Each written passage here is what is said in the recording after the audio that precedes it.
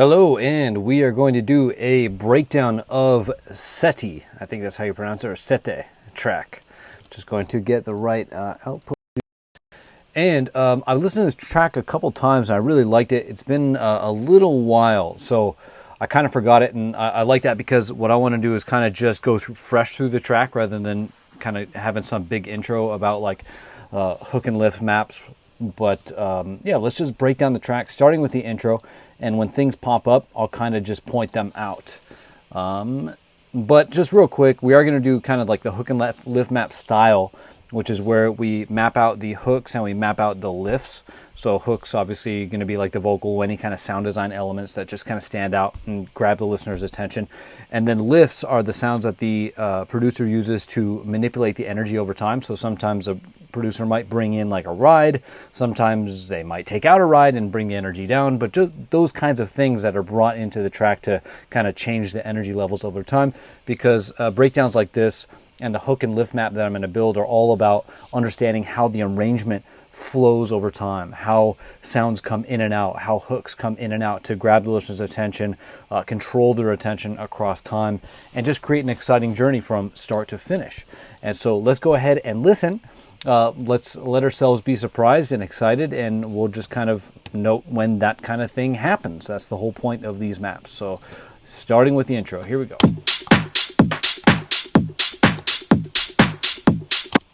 So right away, I'm just going to create something for the beats, which is not something we're going to go deep into. So let's just do HP for high pass.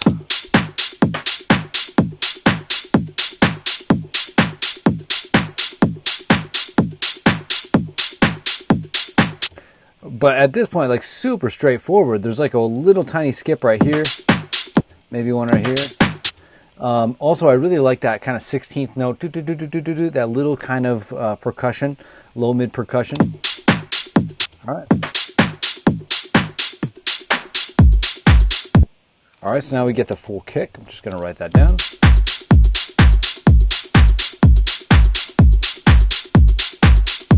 A little bit of a front rhythm that gets added there. So if I kind of zoom in really quick and we change this to, okay, we have the 16th note.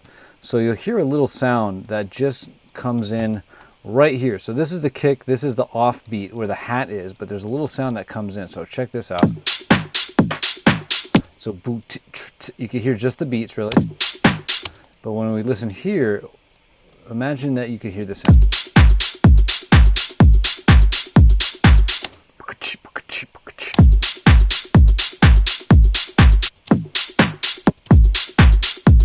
All right, so just a couple of little extra sounds that come in.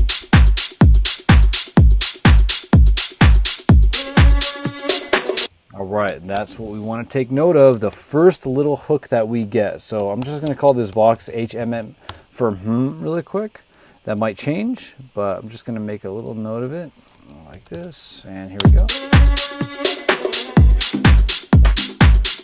Okay, that is something worth adding, okay? So we get this kind of percussion, and I'm going to even call this a motif. Okay.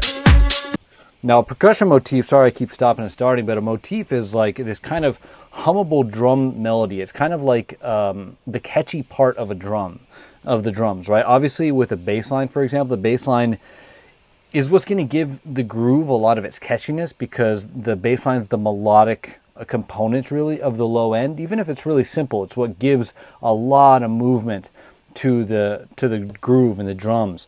But inside the drums themselves, taking the bass away, you can add these little things like a little hummable kind of motif that just makes it catchy, that just kind of repeats across the track. And this may or may not turn out to be a motif, but I'm going to just keep that note right now.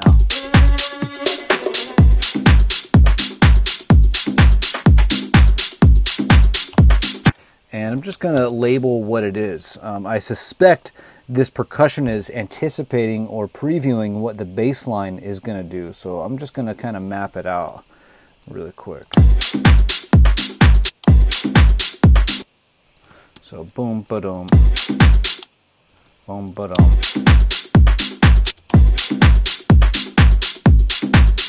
So it looks like that. I don't care about the kind of melodic part of it. I mean, they're obviously like different drum sounds, but I just care about the rhythm. That's all I care about.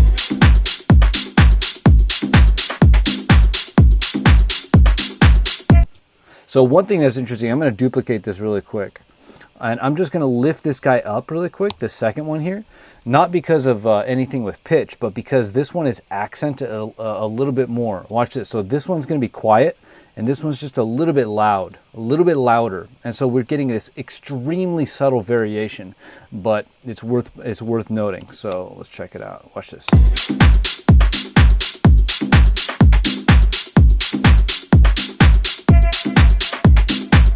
See, it just jumps out at you a little bit. Like, that's literally sometimes all the variation you need to take something that's like, what is this? A 1-bar loop and turn it into a 2-bar loop.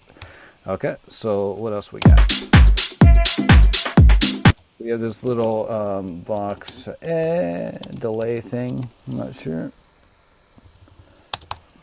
One thing I'm going to do is definitely keep track of all the vocal sounds that come in. And I'm not going to put them on one track. I'm going to create individual tracks, because the thing I like to see at the end is how many different vocals were actually used in different ways, you know? That's what I want to know. So one vocal could be used multiple times, but I want to see how many different vocals are being used. And I call that the mileage technique, where you try to get the most out of the vocal. See how far you can go with it.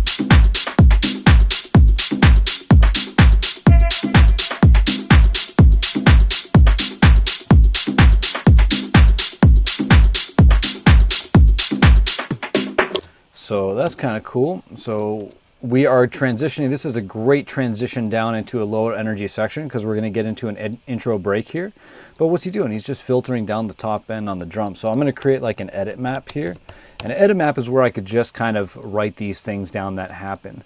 Another thing I could do is just write it down on the drums, and I think I will do that.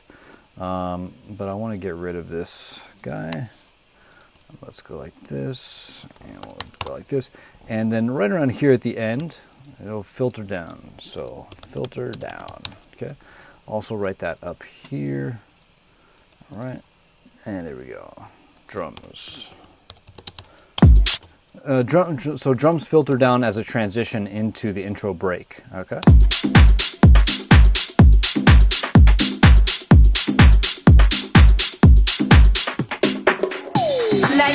We also get a little bit of a high pass here on the drums.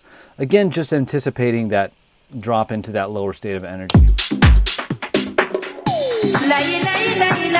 All right, I like that little laser effect. That's kind of a small thing, but I'm just going to make a note of it. I'm going to call this a laser entry, okay? And so this is going to be brown for me, and I'm just going to go like this, okay? And then obviously we're going to get a new vocal, and I'm just going to go main, because I don't know if it's the main vocal, but we'll see. All right, another thing is, I don't know, this might be the bass line,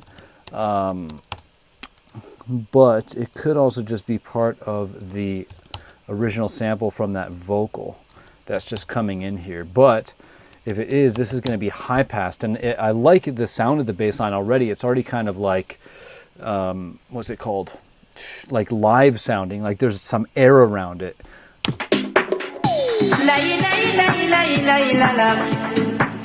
Also, sorry, I'm just going to write crash here.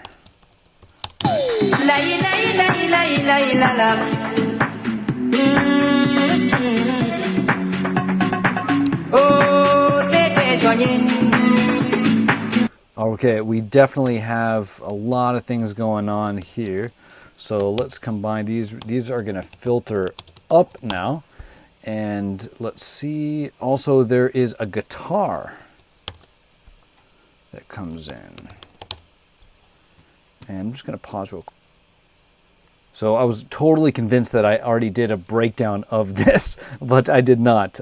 It was just that there was another track that had a guitar in it, and I was like, oh my gosh, did I already do this? Anyway, so there is a guitar, and let's go ahead and...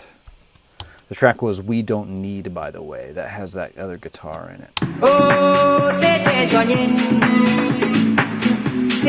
Okay, we have also, so this filters up, but I'm also I'm talking about the drums, the beat filters up, but also it grows into a reverb, okay? And so that's definitely one of the things you can do during a break. There's really 5 main build elements. You've got the rep, roll, rise, grow, and what I call the pipo. Maybe we'll get into pipo, but rep is just simply a hook repetition. Rep roll is like a snare roll or a kick roll. Rise is anything that contributes to a rising feeling. And so that can be a pitched up snare roll. Obviously, it can be a riser, tonal, white noise, whatever. So rep, roll, rise, grow is where something grows out into a bigger space. Like the space is expanding in some way. And most of the time that's done through a reverb or like some delay. And then pipo is where you're just building tension. And pipo stands for pattern, interrupt, payoff. That's where you're building a tension pattern through like those other 4 things I mentioned. And then you stop it. That's your pattern interrupt, right? You're building a tension pattern. You stop it. You deliver a payoff. So pattern, interrupt, payoff. And then boom, you explode into the next part, all right? And that's what a pipo is, pattern, interrupt, payoff. But what I'm saying here is that when you have these kind of 5 elements that make up a build section, when you're early in the track like this, like here's the first kind of intro break, here we have another break, and I'm sorry, actually here's I think another break right here, and then over here we have the main break and build. But when you have these earlier breaks, you don't need to do all 5 of the crazy break elements, just even a couple of them. So when the filter is coming up on the drums, that's kind of a rising feeling because the filter is literally allowing higher frequencies, mid frequencies, then high frequencies to come through. That's a rising feeling. We're moving upward. Also with the reverb on the drums, we're expanding the space, we're growing the space. And so, so right here, we have 2 of those elements. We have the rise and we have the grow, and they just happen to be on the exact same element, which is the drums.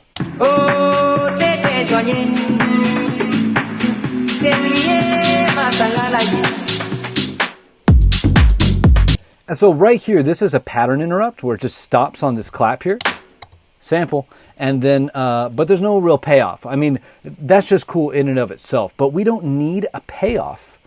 We don't need a payoff here because we have not even introduced the groove yet. So it just stops, and then here we're going to go into the bass drop, which is where we introduce the groove character. We'll talk about that more in a second, but let's go ahead and make sure we have everything checked off here.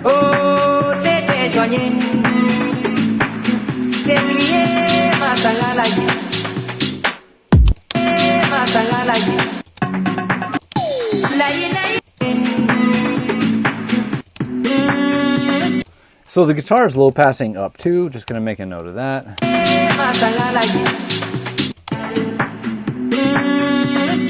Just wanted to see if the vocal was going out into a space as well. And I don't see it really. So here I'm just going to write up effects. So that's going to be like if there was a dedicated riser. Let's just double check that.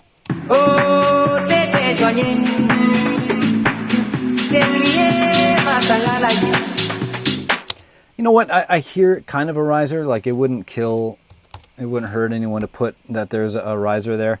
Could just be that drum, the filter, the cutoff with a little bit of resonance that I'm hearing. But I'm going to put one there anyway. All right. So here we go. We're getting now into the groove of things. Literally, the bass drop. Here we go.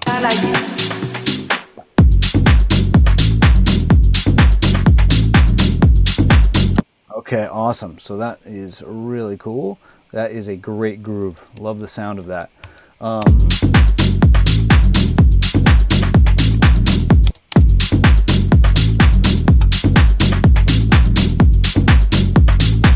Okay, and also at the same time here, I might put this up at the top. I'm just going to keep track of the formula. Now, I'm pretty sure this is going to be what I call an HD2 formula. And we'll kind of just cover that as we go here. So let's just color this green, and this is going to be intro. So we're going to color this, or whatever that color is, brown. We're going to color this red. This is going to be the bass drop. Okay. Now let's make sure that we have these percussions brought over, see if it's the same thing.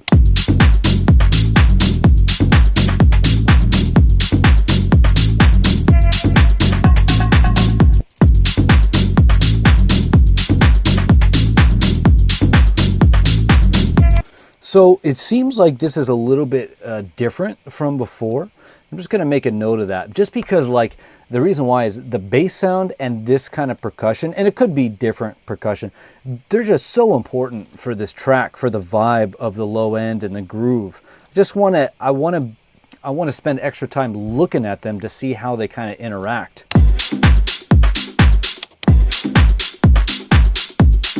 All right. So there's kind of a new sound in here. So definitely like right here, I'm just gonna put it up top. And you know what, I might just leap it up an octave, just so these are like different, these are completely different drum kind of patterns, but I just wanna just record it anyway. So right here again too.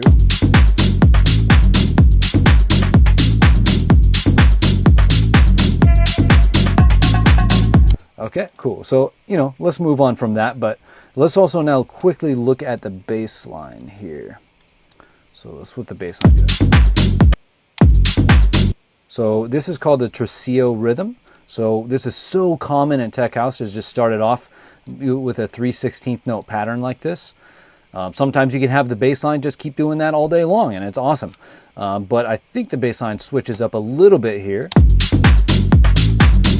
Bum, ba-dum, bum, bum, bum, bum, bum. So you can see how this guy, this is following a very similar rhythm, kind of anticipating and previewing what the bass is going to be, which is always a good thing to be. When you're writing a track, typically you want to just maybe get like a placeholder groove, like, or drums, and then write a bass line to the main hook, and then you can start filling out the drums with more percussion and stuff, but always making sure that the percussion you're adding, like this guy, is serving the bass and serving whatever hook you have, whether that's vocal or sound design.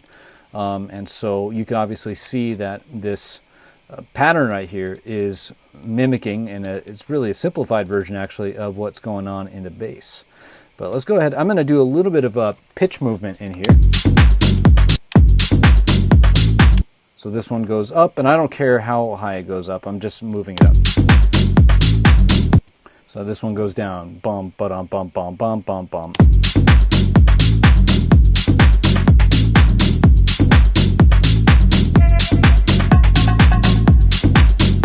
And it sounds like there's a little bit of variation.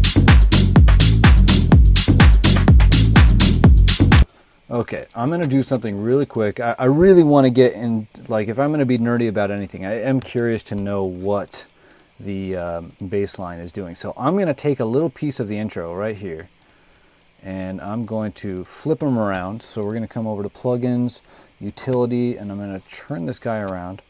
We'll go ahead and play these two together. And what this is going to do is basically going to filter out everything but the bass line. Or it's just going to, like, it should. So now we can exactly see what's going on with the bass line. So you can see exactly where the harmonics are sitting. So here, this guy's hitting almost -12 and it's under 50 hertz. That's pretty much exactly right. This second harmonic is in between -6 to -12. Exactly right. And we got a couple nice harmonics up here.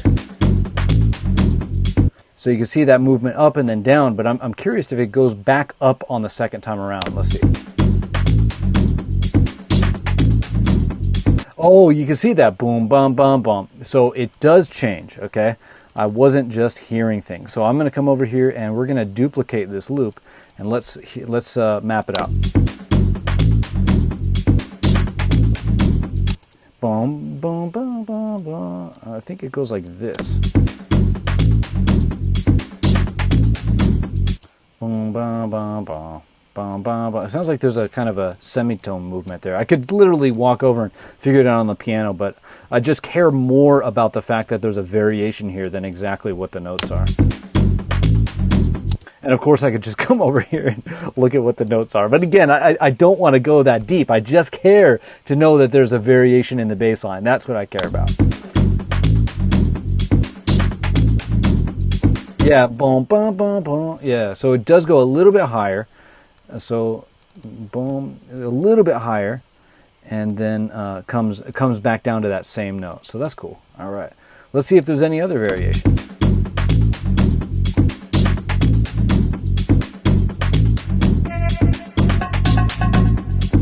Oh yeah, boom, boom, boom, boom. Okay, so there you go. Okay, he now has or they have, I should say. I'm not sure who made it, but I think this guy stays up top.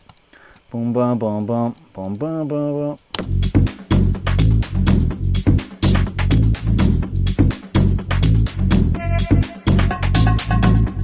Boom, boom, boom, boom. Yeah, that's cool. Let's see.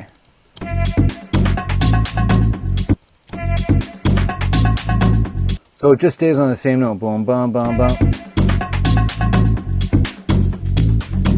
Okay, and it's on the same note as this guy.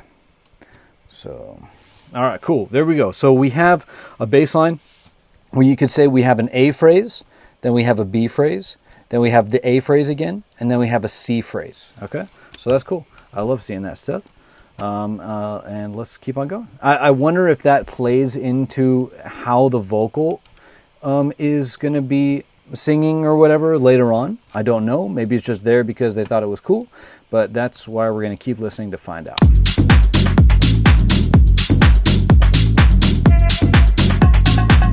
So we have this A vocal again. So this is setting up what I call the punk right here. Punks are punctuation points in a track. If you think of an English sentence, you can have a comma in the middle of the sentence and then a period.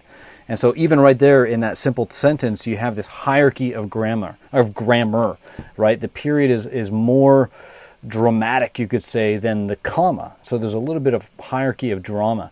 And the same thing is going on in drops. So, for example, you can think of something happens at the 4-bar mark and something happens at the 8-bar mark. And that's kind of the grammar of, you could say, like an 8-bar loop. But the thing that happens at the 8 is more dramatic than what happens typically at the 4, okay? And now I call these punks because they're punctuation points. This little 4-bar thing, it's a little punctuation point for the 8-bar section. And then the punk here at the end, the punctuation point at the end, is another. And so I call this the P4 and I call this the P8. Now we can extend this across other bar lengths. So for example, we can have a P16, and a P16 is going to be a little bit more dramatic than, of course, what happens at the P8 typically. You can even have a P32, all right? But we don't need to go that far. But I do want to quickly say that when you have a P4 and you get into the next 8-bar section, this is not going to be a P like 12, okay? This is going to be another P4 because the P4s typically just get repeated, okay? But the P16 is typically going to be more dramatic than the P8s, okay? And it just kind of gets progressively more dramatic like that as you go outward. But anyway, so what I'm saying is that this little vocal A thing is kind of setting up, getting us ready for that P4, and then that kind of P4 is that little cowbell thing, that little cowbell riff, I should say. Let's see, perk, cowbell riff. So something like that, whatever. And we'll go ahead and...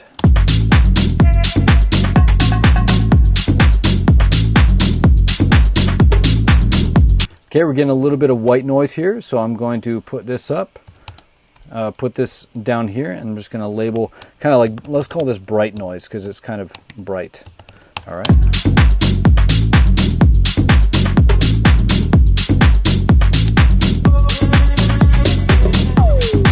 Okay, there's another vocal that comes in there. Not sure if we've heard that one yet.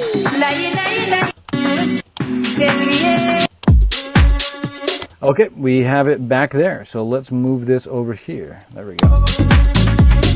There's also that oh thing. That could be the same thing. just pitch down or something. I'm going to just put it, and I'm just going to do lower octave. Why not? A little bit of a fill there. I love fills, so I'm going to just put this here. You see, okay, so this is a P8, for example, all right? And so here you can see the stacking that's going on, the stacking of elements that create this moment, that make this moment pretty exciting. So here it's pretty chill. We just have this little we have a little bit of a cowbell fill, but over here we have a vocal that we had from before. We have a new one that's kind of mimicking what's going on here. We also have a little bit of a fill. So this is just a little bit more dramatic, a little bit more exciting, a little bit more exaggerated than what went over here. So, and this is a good example. P8 is more dramatic than P4. So let's just listen real quick again.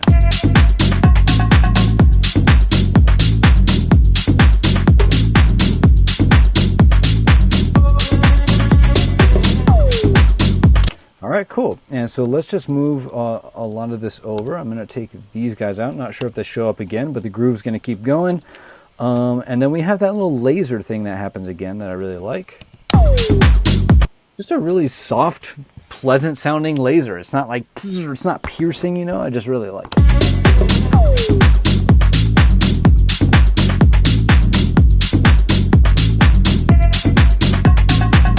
Okay, cool. So now we're getting repeated punks. I love seeing this, hearing this. I think producers get really scared, nervous, whatever the right word is a lot of times. They think they need to reinvent the wheel every 8 bars or not. But I think that's actually a detrimental thing a lot of the times to the track, because when you have these kind of punks and they get repeated, I call them signposts, because they tell the listener where they are. The listener, when you give them these kinds of things, they never get lost in the song. It helps them just keep going. They know where they are. They don't feel lost. They can keep grooving. They can keep having a good time. And so very, very, very good thing.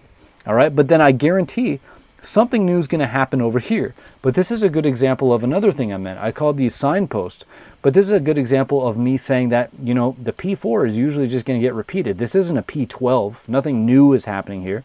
It's just another P4. It's the P4 of the second 8 bars. Okay, this is a P4 of the first 8 bars, this is the P4 of the second 8 bars, and they're the exact same thing, because typically, you know, the P4, you just kind of let that repeat. And the exciting thing, the surprising things, are typically going to happen in the more dramatic punctuation points. That's going to be the P8 and the P16. And so I anticipate something cool is going to happen right here, but let's see.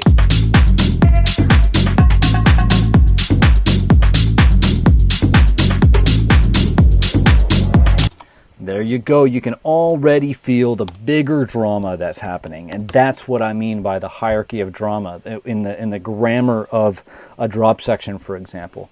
Okay, so this is a bigger white noise. Let's see what else is going on.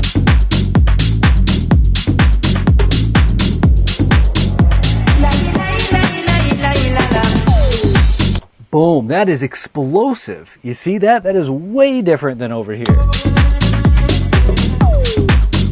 All right, this is just to give you a temporary little burst of excitement, a little spike of excitement, so you keep on going, you don't get bored. But this is big. This is taking us somewhere new. So let's see where else we go here. And we got to map all this fun stuff out. So let's see.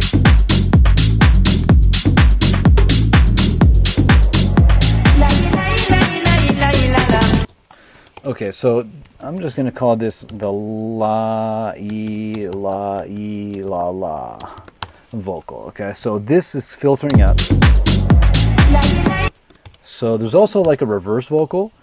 This is kind of like low pass up, maybe. Could just be gaining up, but I'm going to put low pass. Here we have a reverse. Let's do Vox Rev for reverse.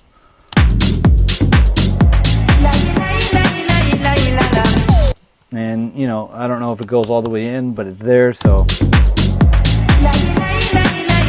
We also have a little bit of an edit here. Maybe, is that the kick that gets cut? Let's check the low end. Yeah, so the kick just goes away for a moment. Then we get a bigger fill, so this is kind of like a, I don't even know what to call this, a soft snare. I don't know, some kind of soft bongo, whatever. But pay attention to the tonal difference. So this is a much more dramatic snare, right? Ba, ba, ba, ba, right, drum machine. This is really soft. Okay, so again, this is another heightening of the drama. Here is this much sharper, more aggressive sound. But listen, it's playing almost exactly the same part, but it's just more dramatic, right? The P16 is more dramatic than the P8. Here's a really fun, tiny little example and detail of how that what's going on in this track serves that purpose, just fills that role. So this is a fill, and this is a snare, right? Aggressive, I'm going to just put aggro snare. And of course, we just mean this in a relative sense. It's not like that crazy, but compared to this little soft sound, it's more aggressive. So here we go.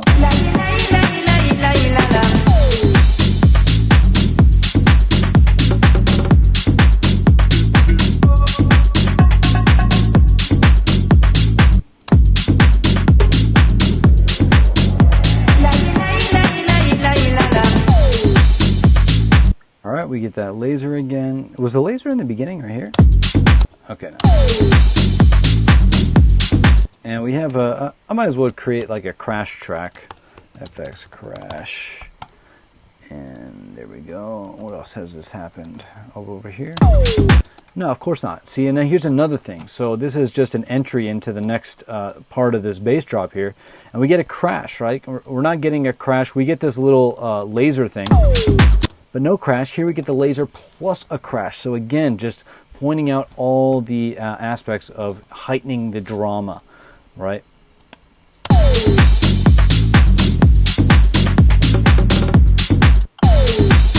Also a little bit of a guitar hit right there. All right, just tucking that in.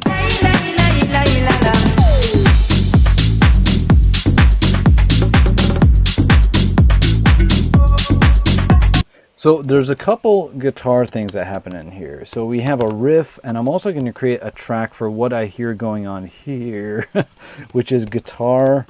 I'm just going to say chops for now. Let's do licks. You know, like a guitar lick is like a small thing. Riff, let's do a guitar melody. Melody, there we go. And one last thing, I want to see if there's any drum lifts here. Not really hearing any major drum lifts. Okay, so.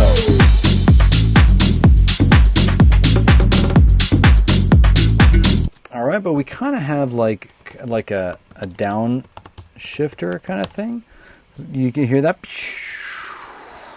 So let's put that in there, because this is all, look at this. All of these things are just highlighting this exciting moment at the P16, right? Just stacking sounds on top of each other. They all fit. They all are serving a role. These guys, the laser, the guitar, the crash, those are emphasizing the moment. This downshifter is emphasizing the momentum that's created by this moment. And these guys are all setting that moment up. The white noise that's coming up, the reverse vocal, the vocal that's playing right here, the edit here up at the top when they take the kick away, or the snare roll right here. These are all setting up this moment. Okay, these accent that moment, and then this guy is just dissipating the momentum from the moment. So big moment, right? There's a before, there's a during, and then there's an after. Okay, anyway, moving.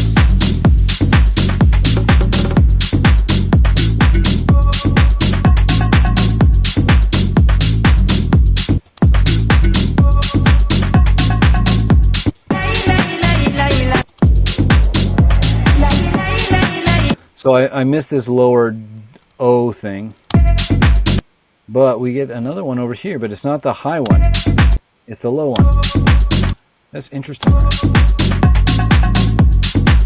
Okay, we have our little cowbell fill thing.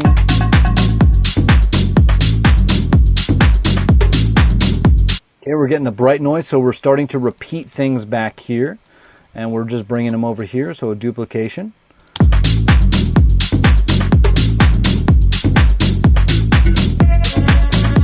All right, but we're getting some guitar stuff happening. So I feel like I missed some guitar stuff over here, so let's check it out. Ooh, there's another little fill there. We're gonna keep track of all the fills because I love fills. I don't know, this is like a stutter drum thing.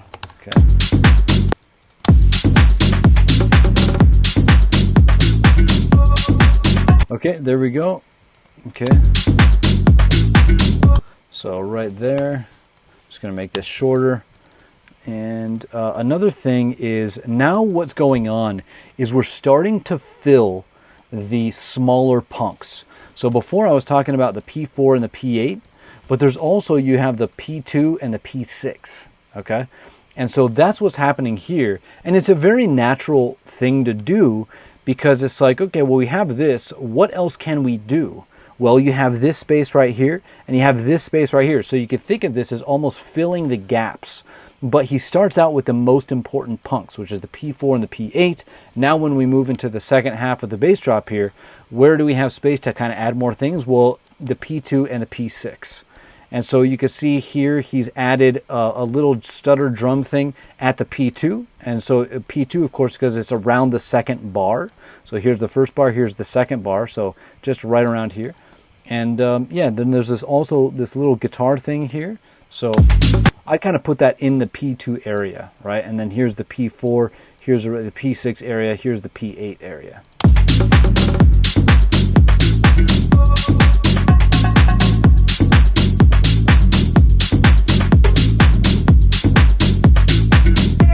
All right, so this comes back over here. Okay, and then so let's put this here. And for whatever reason, I think this guy is now high, all right? And I'm just gonna make this easier. We'll put low there, but you hear the eh. So for whatever reason, these were switched, okay? I don't know if that was conscious, if it could have been an accident, but that was a decision, maybe, that was made, right? Like, let's label all these. So this is gonna be high. This is low, so we see the pattern here. So high, low. What about this? So high, low. Okay. Now it gets flipped. So low, and then high. Okay. I mean, that's cool. I don't know if that was like trying to keep things varied and interesting, but I guess it does the job. Okay, cool. So now we're kind of just getting into more exciting territory here in the second half of the bass drop. So he's bringing in that crash again with the lasers. Again, he, she, they, whoever's making it.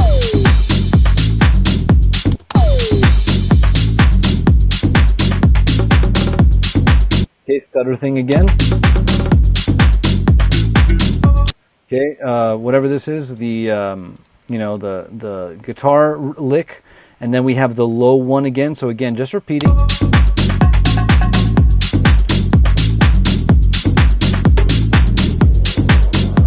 And then we have that same riser from before, which is that kind of darker white noise.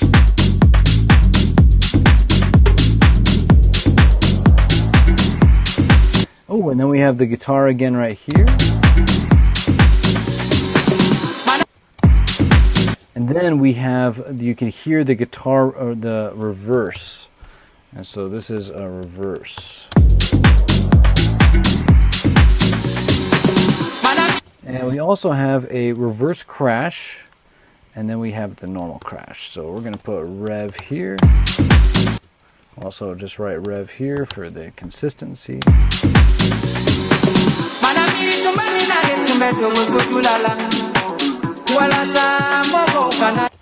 That's just such a great sounding vocal.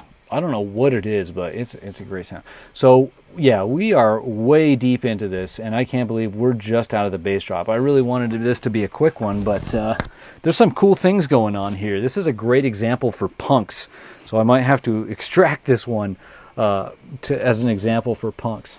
But yeah, let's see. Where are we going next? So now let's zooming out. We're going to go into a break here. So I'm going to just color this blue. So this is going to be break 1. And so interesting things here to point out when it comes to the HD2 formula, and I know this track uses the HD2 formula, the HD2 formula is really simple. You just have intro, bass drop, break 1. Then we're going to go into hook drop 1. We're going to go into the main break and build. We're going to go into hook drop 2, and then we're just going to go into the outro. That's HD2. Now, the kind of more modern version of it typically is where you have 16 bar intro, 16 bar bass drop. That's like the more modern version. The older version is like this, where you have a 32 bar intro, 32 bar bass drop. Now, when you have a bass drop that goes beyond 16 bars, I call that an extended bass drop. And the big question for me is why? Why are you going beyond 16 bars in the bass drop? And in this case, and sometimes there's a good explanation. In this one, there's not really a good explanation, but there's enough here that they're doing to just, it still keeps it interesting. Just by filling in, and let me state this as clearly as I can. So here, this first half of the bass drop is really focused on the P4, P8s, right? So you have the groove, blah, blah, blah, great. What else is going on top of the groove? Well, the punks. The punks are what's going on. They are providing the little bursts of excitement, the little moments of surprise. And what's going on is you have the P4s and the P8s and the P16 over here, of course. But, you know, we could just count this as the P8 of the second bars. But that's what I'm saying. You have the groove, the underlying groove, but then you have the little punks on top, just P4, P8. And the only thing that's really going on here is that they're filling that in. So not just P4, P8, now they're going P2, P6, okay? And so the only thing they really added here is this little fill. Right, that little starter thing, and the guitars. But those are just filling in the punk gaps. That's all that's going on. But it's enough to keep it interesting, right? Because more things are happening in a shorter amount of time. You hit the most important punks first, and then you start to fill in those gaps over here. So I hope that makes sense. But this is just a great example that I didn't pick up on when I first hit this track or listened to this track. Another thing. With the bass drop, the only thing you're really doing is introducing the groove, and that's exactly what this track is doing right now. Like, yeah, they have punks, and they're kind of teasing different vocals. And by the way, the best thing that you can do for punks typically is going to be use them to kind of tease hooks. And so you can see that's what they're doing here. They just start out with the vocal punks, along with some drum and groove punks, which is always a good thing, because then the groove and the hooks are working together to provide these little moments of excitement at the punctuation points. And then, so when you can get those two big parts of the track, the hooks and the groove, to kind of work together, that's always going to be the most powerful. Shoot, where was I going with this? I was talking about how you just want to introduce the groove. And yeah, and that's what you want to do. And then and you can use the hooks as punks, and they just kind of tease what's gonna come. All right. Now we've already had a vocal and a little bit of guitar over here, but it's just gonna come in a bigger way. All right. But here we're just kind of sprinkling things around the track. But the most important thing is just introducing that groove character, the character of the groove, just sprinkling the hooks on top. And it's important because this is the first time we're hearing the groove, and you don't want to overwhelm the listener with throwing a bunch of crap on top, like a full-on like hook right on top. You don't want to do that yet, because they need to learn how to dance to this to the track and groove. They need to learn and understand that first. Then their subconscious or whatever, it gets it and understands how they're just going to move and dance. And then that frees their mind, not in any kind of hippie way, but it just frees their attention to focus on something else, because this is now background in the brain, right? This is just background. It gets it. It could just get it automatically. Now they're looking for something else to focus on. So that's why it's important to start hitting them with a little bit more stuff. But later on, when we get to the proper hook drops, there's going to be proper hooks over these things, because people already get the groove. Now it's time to go into a proper hook drop, which is called a hook drop because it's hooks now over the groove. The bass drop, I call it that because you're just introducing the bass line. You're introducing the groove character, which is really the bass line. All right. So now we're going to get into the break, and we're going to probably introduce or listen to a vocal that's just a bigger deal for the track. So let's check it out.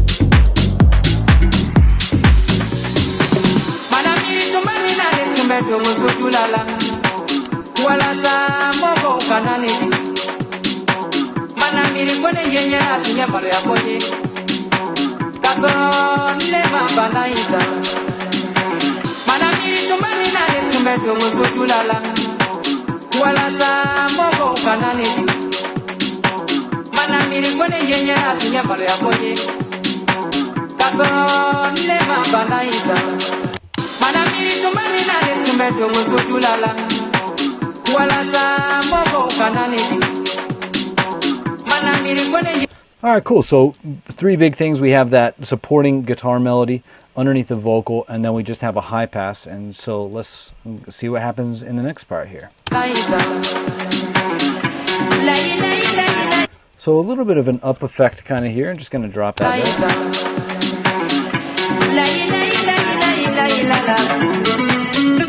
So this is almost turning into a guitar solo here. I'm going to give this another color.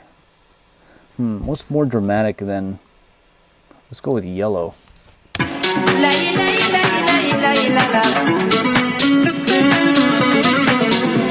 Okay, awesome. So now we were talking about builds earlier, so now we can really check this out. So this is snare roll.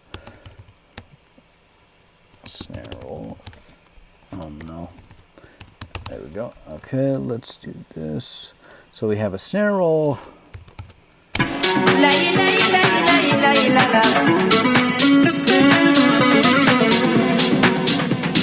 So here you can hear the delay throws on the vocal. So there you go. That's an example of expanding. Remember, the 5 build elements are rep, roll, rise, grow, and pipo. So here we have a delay throw on the vocal. That's an example of expansion. We have the roll from the snare roll.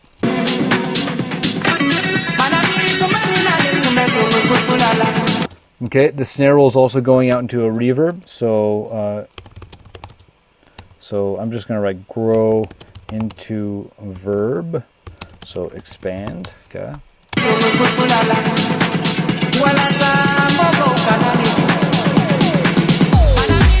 All right, I love these little laser things. So lasers.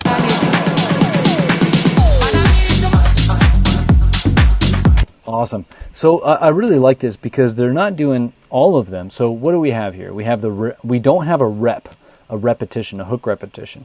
That's where you take the vocal, for example. So and you go mon ami, mon ami, mon ami, mon ami, mon ami, and mon ami, right? And so we don't really have a repetition. The guitar's not repeating, the vocal's not repeating, and repetition is all about the hook repetition. So we don't have that. Roll, we definitely have a snare roll. Rise, do we have a riser somewhere?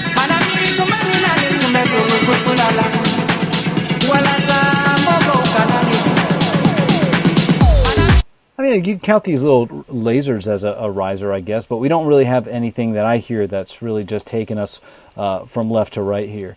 So rep, roll, rise, grow. We hear the snare rolls going into a reverb. We hear the delay on the vocals, and I love that. That's a really noteworthy thing, I guess, where the snare is going out into a reverb, so it's fulfilling that role of expanding the space, and it really makes it when you throw a snare out into a space, it really makes it a lot bigger because the snare has so much frequency content. It's got those low mids and it's got the high frequencies. Now this reverb doesn't sound like it has a lot of highs in it. Right, so they're probably filtering out, I don't know, like 5K and above or something like that, maybe even lower. But you really feel the sense of space get bigger and warmer because of the low mids of that snare going out into the reverb. It just feels huge and fat. And so the snare is taking care of the reverb expansion. But then, it's taking up a lot of space. So what can you do with the vocal? Well, you could throw the vocal out into a reverb. Maybe you could throw the vocal out into a brighter reverb. That's something you could do. But what I like about what they're doing here is they're now making use of the sides of the mix. So the snare rolls kind of, reverb can be certainly a stereo sound, and it is in this case. But to me, it's really just taking up the depth of the mix. So back is like back in the mix. But the vocal is taking up more of that stereo. So we're getting this expansion in the depth dimension, and we're getting an expansion in the stereo dimension, left to right. And so just a awesome example of expansion when it comes to the build elements here. So again, the snare roll reverb is pushing that mix back and deeper, making it way deeper back there. And then the vocal delay, which is a ping pong delay, I'm pretty sure. It could just be a stereo delay, but it could be ping pong. That's bouncing on left and right, so we're getting the stereo expansion too. So check this out.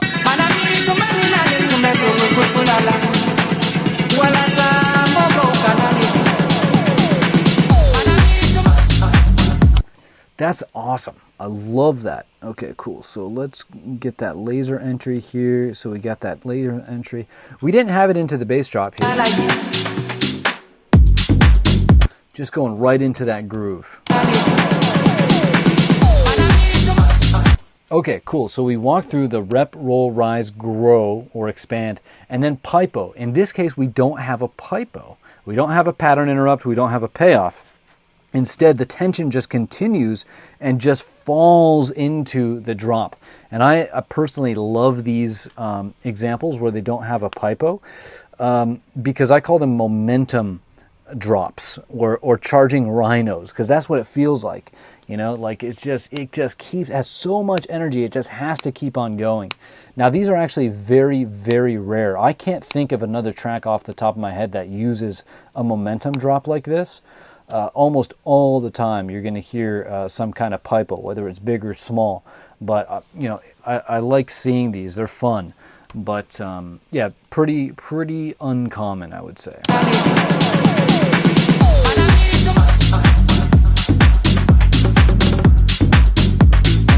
So what I'm going to do is I'm going to copy everything that we have from the bass drop here and see and just build off of it. Let's see if it keeps.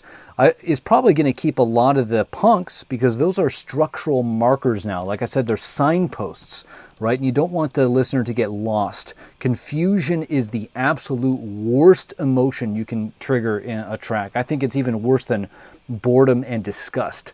Anyway, so let's listen here.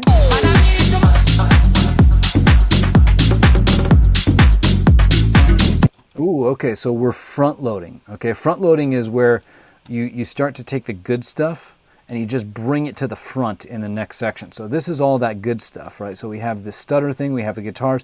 Now we're front loading the drop here, the HD1, and I'm just gonna copy up over the formula here. So this is HD1 now, hook drop 1. And so let's move this stuff now also over here, just like that. Oh no. Did I move it onto a different? There we go. Okay, cool.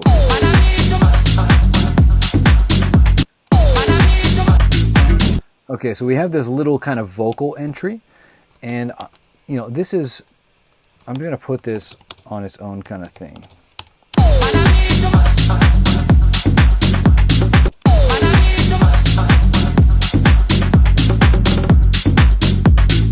It's kind of like 3 parts to this, okay?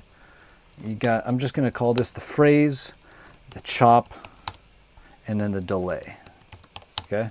So, ba-na-na, that's cool. It's an upward melody. Da-na-na, it makes it exciting already. Ba, ba, ba. That's a tresillo rhythm. Ba, ba, ba. And then we have the delay. Okay, you can hear that downshifter in the background. Very light. You don't need to have the effect sounds that loud, and you can hear how it's just helping. It's in the exact same way that we were talking about it over here. This downshifter is just helping dissipate the momentum that's created over here. Otherwise, it just doesn't sound or feel natural. And it's there, but it's pretty quiet. But it's playing its role. You know what, real quick, this delay is doing the exact same thing, right? It's just taking all that momentum from these little bursts of the vocal here and just dissipating it, right? Just letting it kind of naturally fall down. Almost like a mountain. We're climbing a mountain, and then here we're going to start rolling down the mountain, but we have to keep on going. We got to let it roll until it kind of comes to a natural stop.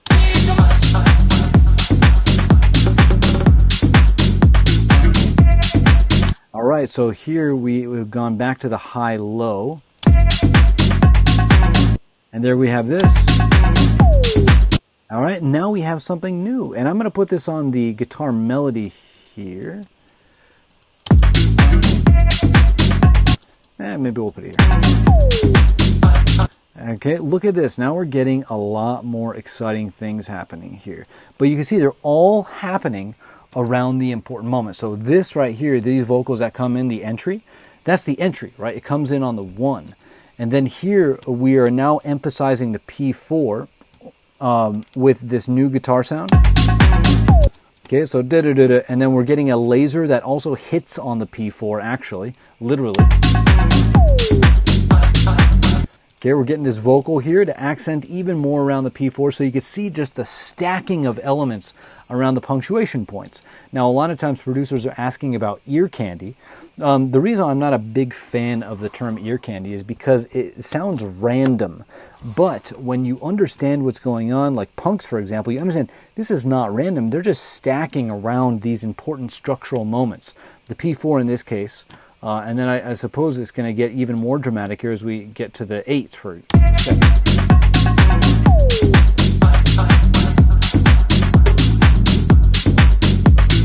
now, in case you keep on here, there's this big offbeat right here, right there, yeah. So I'm gonna create a little track for that. So perk big offbeat.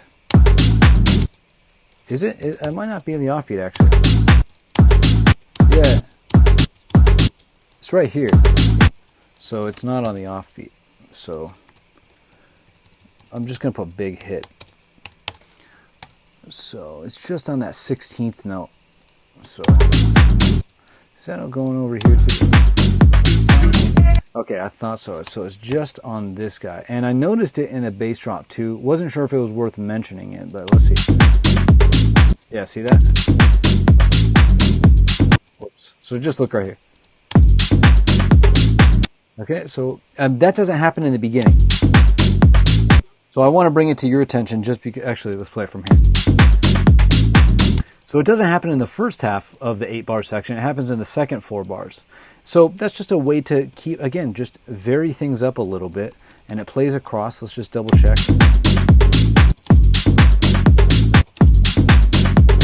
See, signposts, reusing the same things over and over. Okay, so let's get back to where we were now that we have that mapped. Okay, so look at this. Look at this. This is awesome. So back here at the 8 bars, remember I was talking about that soft little fill here? Okay, but now we're getting into the into HD1. Things need to be more exciting, and so here we have not that bongo sound, but we have a snare. Awesome. Okay, we also have a little bit of a kick edit. All right, see how things are just getting slightly more dramatic. We're stacking things in the at the P8 at the punctuation points, the dramatic moments of the track.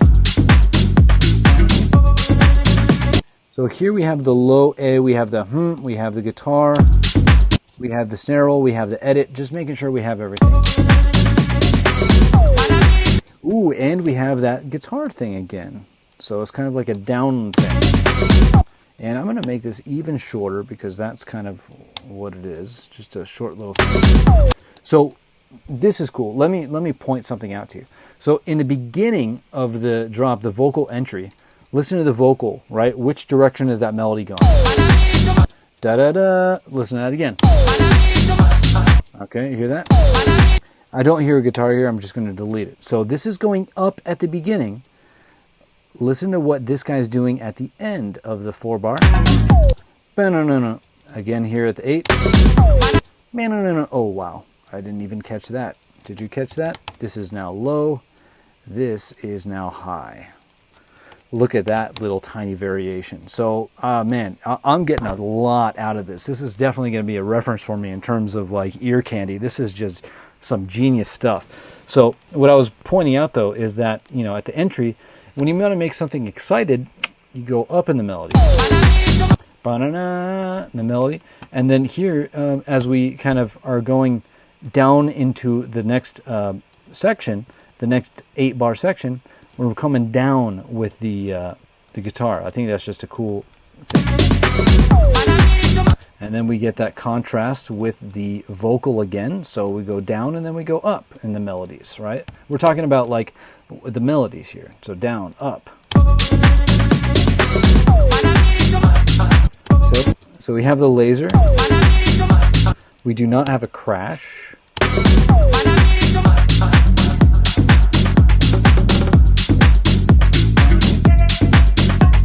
So this is the high one, right? Yeah, so here we have high, here we have low, and I wonder if they're going to flip again in the next 8 bars. Okay, we have the cowbell thing. Okay, we're bringing that laser over again at the 4. Do we have it at the 1? We do. Okay, we got to bring the this guy over here.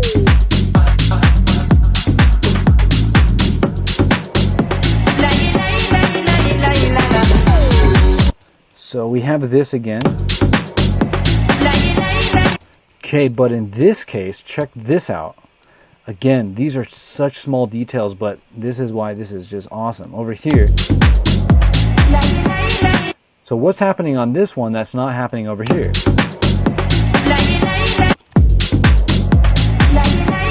So that one's low passing up. This one is here in full. It can come in. It doesn't need that low pass up. Let's just bring it in full. It's more exciting, right? Okay, so we don't have, okay, but we also have another snare, or fill I should say. So it's kind of like that stutter thing, so I'm just going to put it here. So brrr, you can hear it.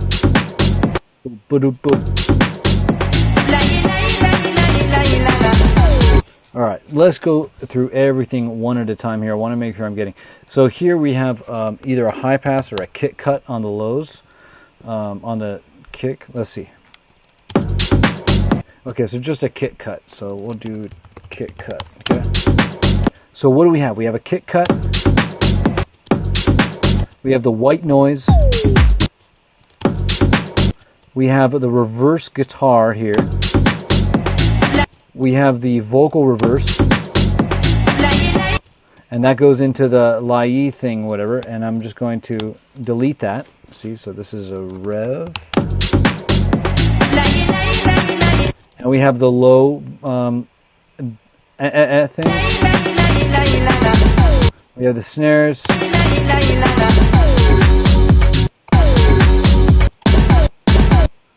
And do we have a kick that comes in before?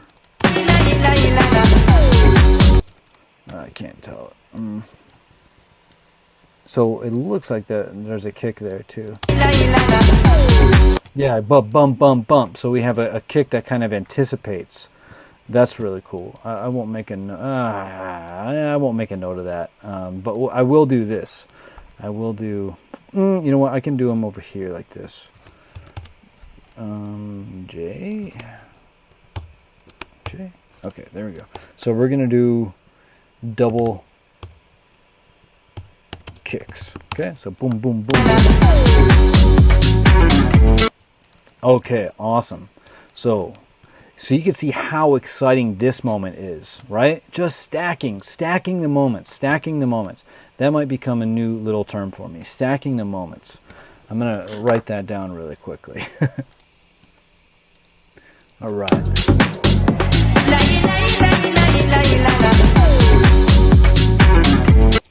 Okay, awesome. So now, oh man, I wish I didn't play that guitar part because it was one thing I wanted to do, and I'm going to do it anyway. But so when we heard this reverse guitar last time, what happened? Right? Do you remember what happened? Yeah, you probably do. But we heard the freaking guitar, right? Watch, listen.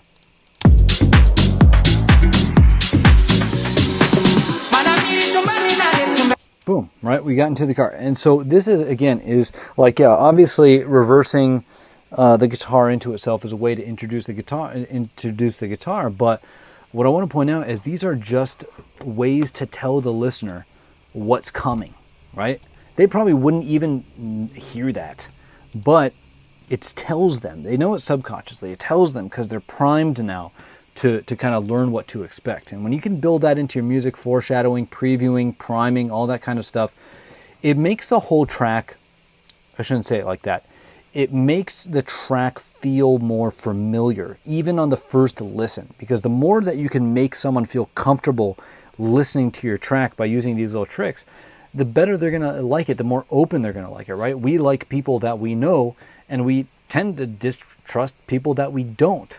And so if you can kind of build that into the tracks by doing these little reverses, previewing the sound before they happen, it adds a general familiarity to the sound, right? Because think of these as people, or think of these as characters, right? The guitar character, the vocal characters, the groove characters. When you introduce those guys first, or you kind of warm people up, it's like a, you know, it's like a profile, like a dating profile on an app or something. Like you get to know a little bit more before you meet them. You're primed to, you know, to maybe like them or to meet them or to know them. But anyway, we'll move on from that. But even that tiny little guitar thing is letting us know, hey, we're going to get the guitar. Now I just remembered a little bit more of this track, and I remembered that I absolutely love what's coming over here, okay? One of my favorite things ever is coming. But let's go ahead and keep listening here.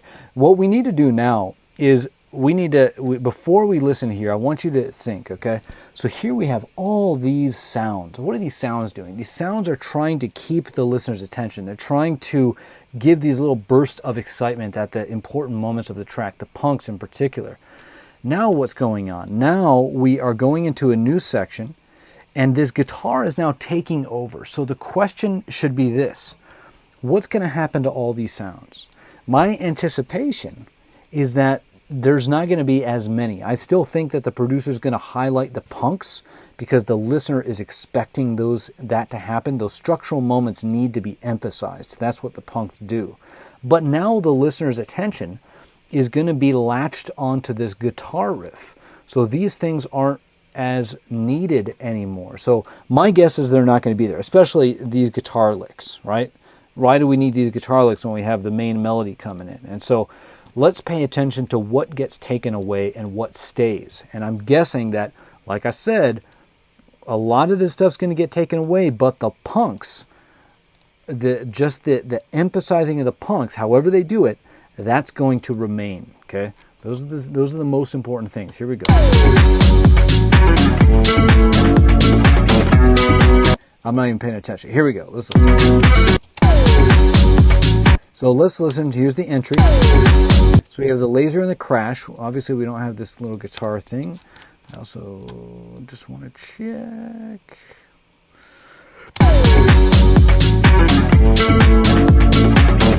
Okay, so we have this little stutter fill. Okay, we don't need this. We do have this guy, but it's the high one. See how crazy this is? Why did it get flipped before, but now it's not flipped? I just wonder if this was even a conscious decision to flip these guys in the bass drop. No idea, but it's here. We're getting a repetition. It starts with the high and then goes to the low.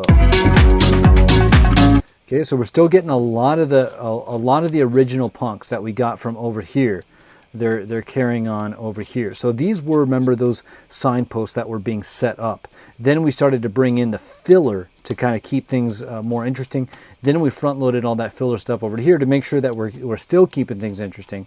But here we're kind of going back to just those core punks that we heard at the start over here.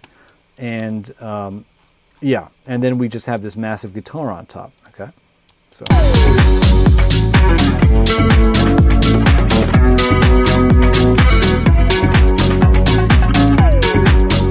Okay, now we're getting the laser here though.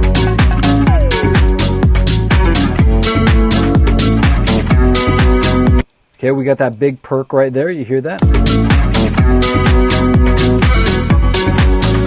So we got that low. You can hear that. We can also hear the that's way back in there in the mix now. I mean, it's probably the same volume as before, but that guitar is just taking over everything. So, okay, now we're getting the string on top. That's lovely. So we're gonna put a string up there. Okay, it's not like a crazy high string. That's nice because crazy high strings can be, I don't know, kill the vibe a little bit.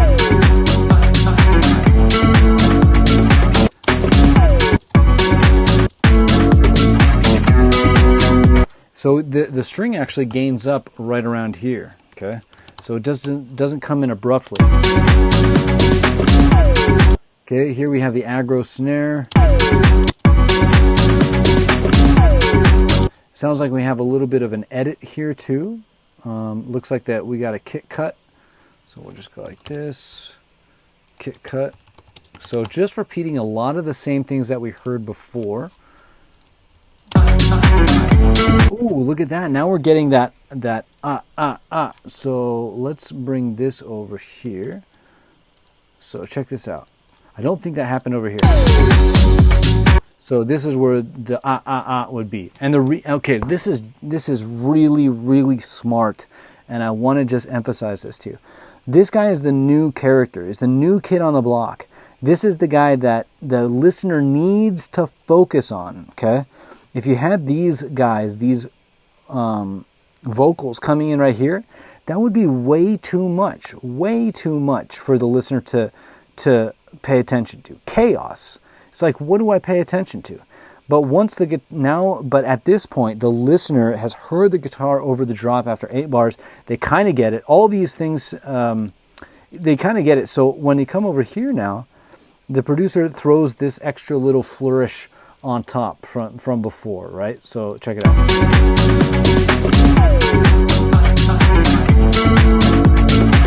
Now, a nice thing about this little chop right here is that it fills a little bit of a gap in the guitar melody, right? See that? It just fills a little bit of a gap. But no crash right here, okay?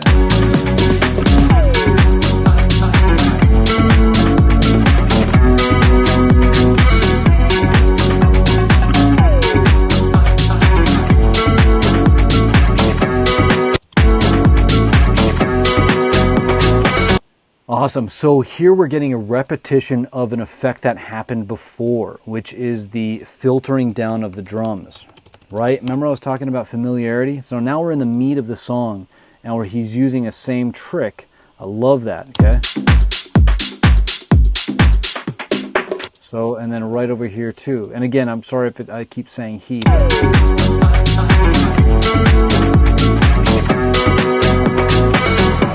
So same thing, remember signposts. What are you telling the listener? Well, last time this happened, we went to a lower state of energy. So what's happening this time? We're going to a lower state of energy. It's communicating to the listener, what are we doing? Where are you? Remember I said confusion is the last thing you ever want to have the listener feel. Confusion rips the person out of the moment. They feel dumb because they're looking around being like, hey, does anyone else understand what's going on? So they feel alienated. Like, it's just a terrible emotion to make someone feel with music. And so these kinds of things are what prevent that from ever happening. So another great thing.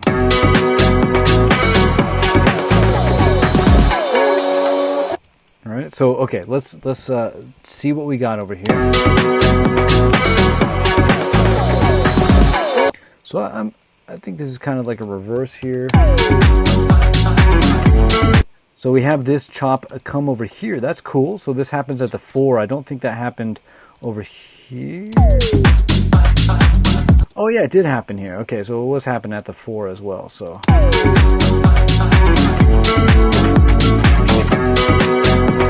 So here we have an edit. So this is a high pass or a kick cut, whatever. I'm just going to write HP because I mean it's, you know, the low end goes away in some.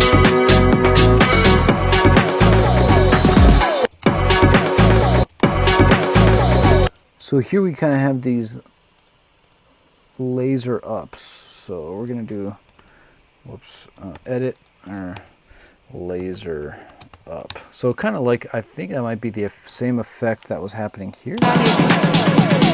See that? So recycling it, and that's actually the exact same laser as what's going on here. I might as well put it on its own track. So let's come back over here and put this guy up here. So lasers up. Okay, it's the same sound, just gains up over time.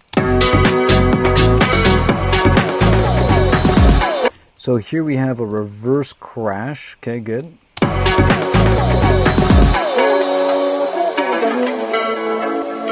All right, nice. Now we're going into what I call the basement of the track, which is the lowest point of energy.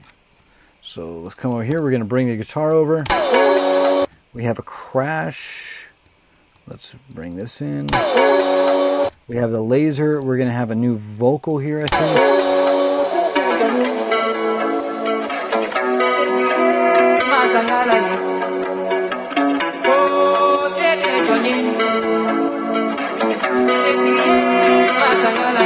Okay, now this vocal creeps up in volume, so we're going to do gains up. Gains up.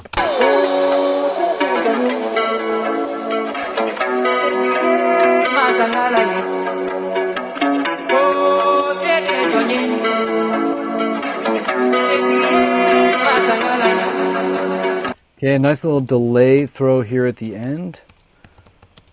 That's nice.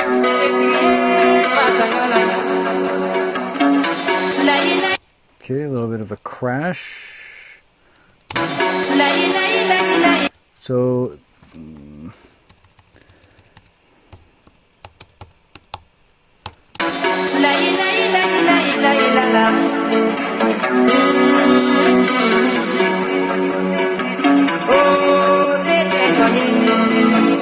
you can feel that things are just getting bigger, right? I mean, I think that's just things going into a reverb. Check this out. Real thin, kind of super full, right?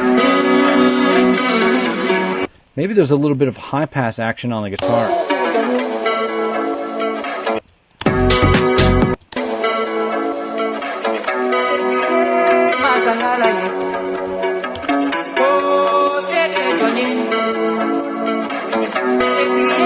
Little reverse vocal there on the O.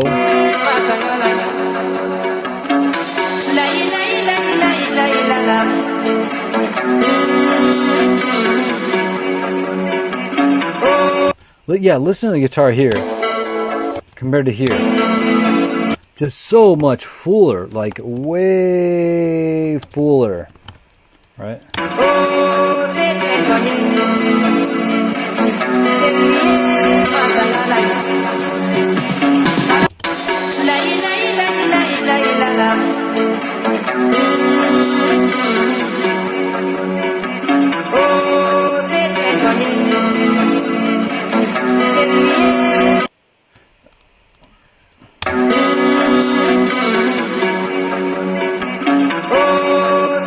This is kind of like background vocal, something like that, but I'm gonna say it's probably not a delay, but I'm gonna ignore it.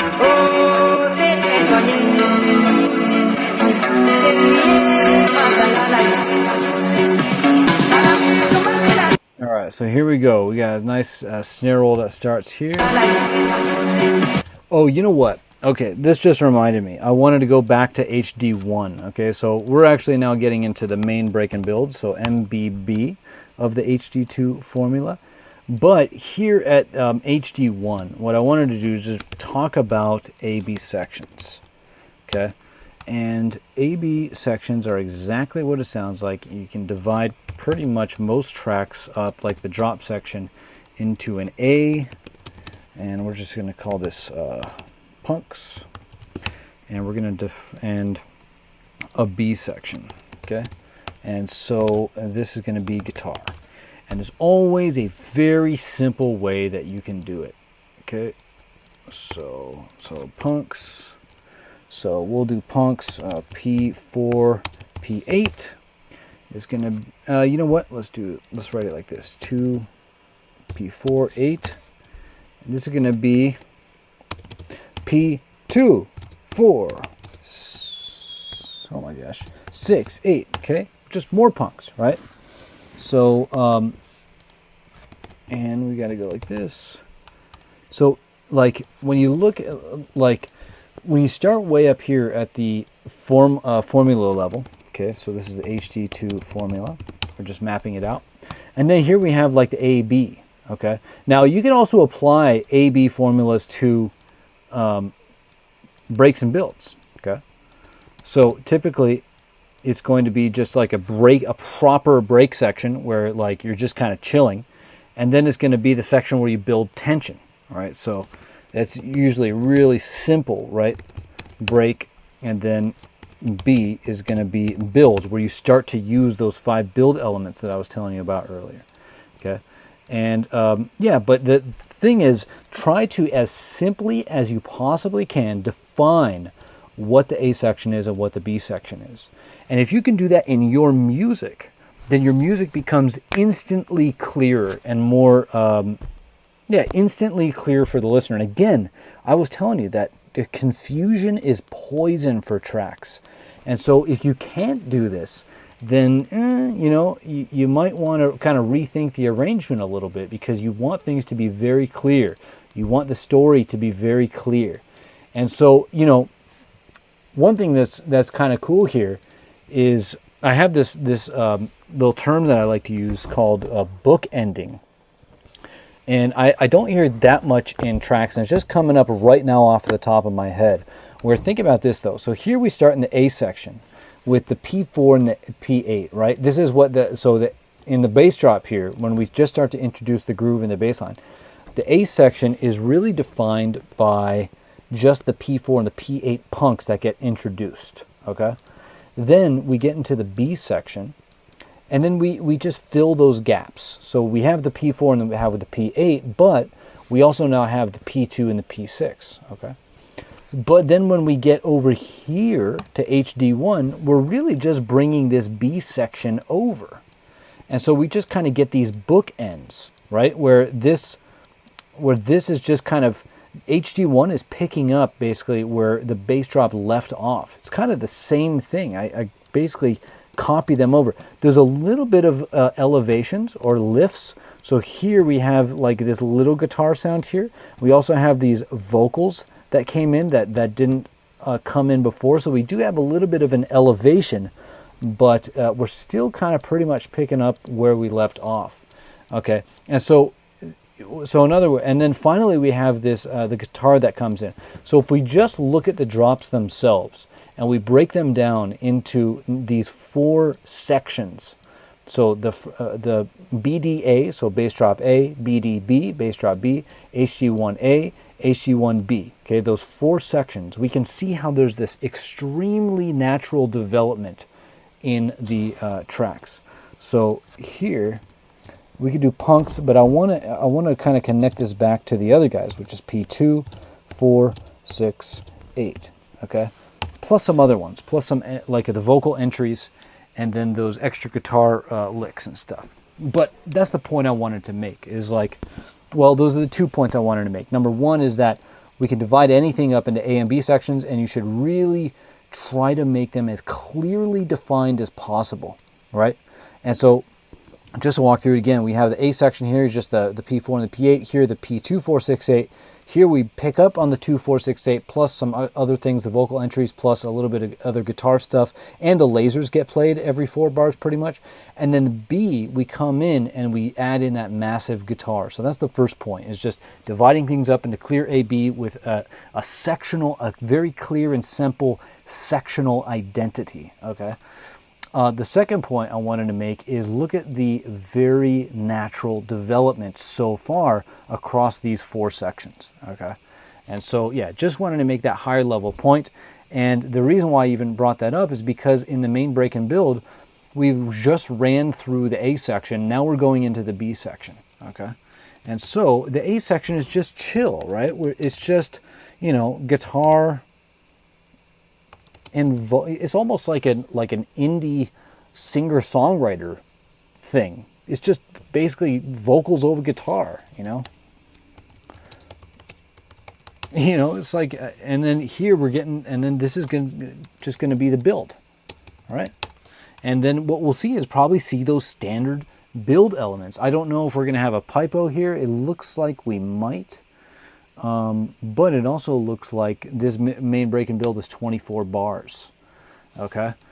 Wow, it's already at an hour and a half, and now I'm just thinking if I want to cover another idea, and I think that I will.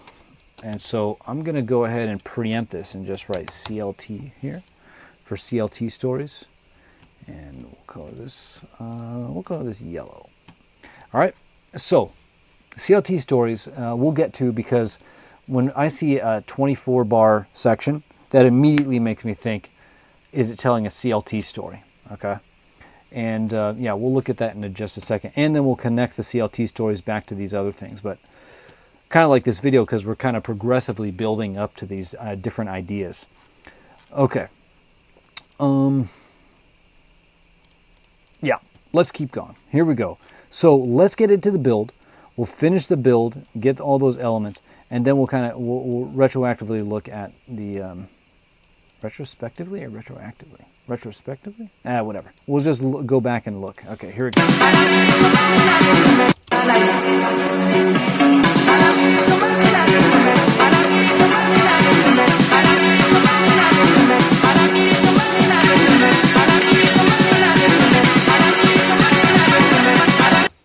All right, I'm just going to preempt this. There's going to be a payoff extension. All right. Okay. Nice. So what do we get here?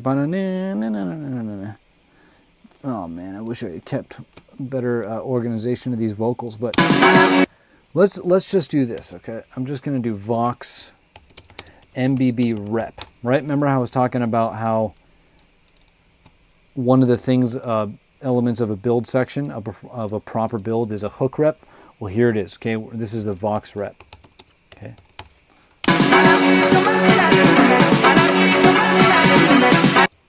And the guitar is also rep, okay?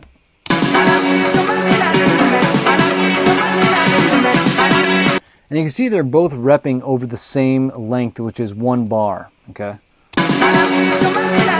Here we have a crash right there.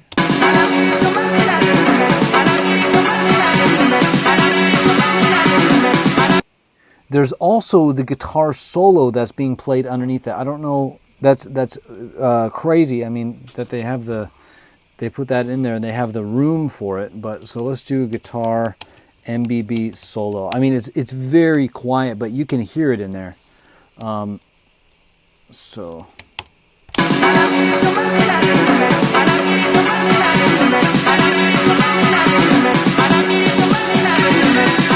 So I'm going to also write broken on the snare, because it's a broken snare roll. It's not like your typical 16th note.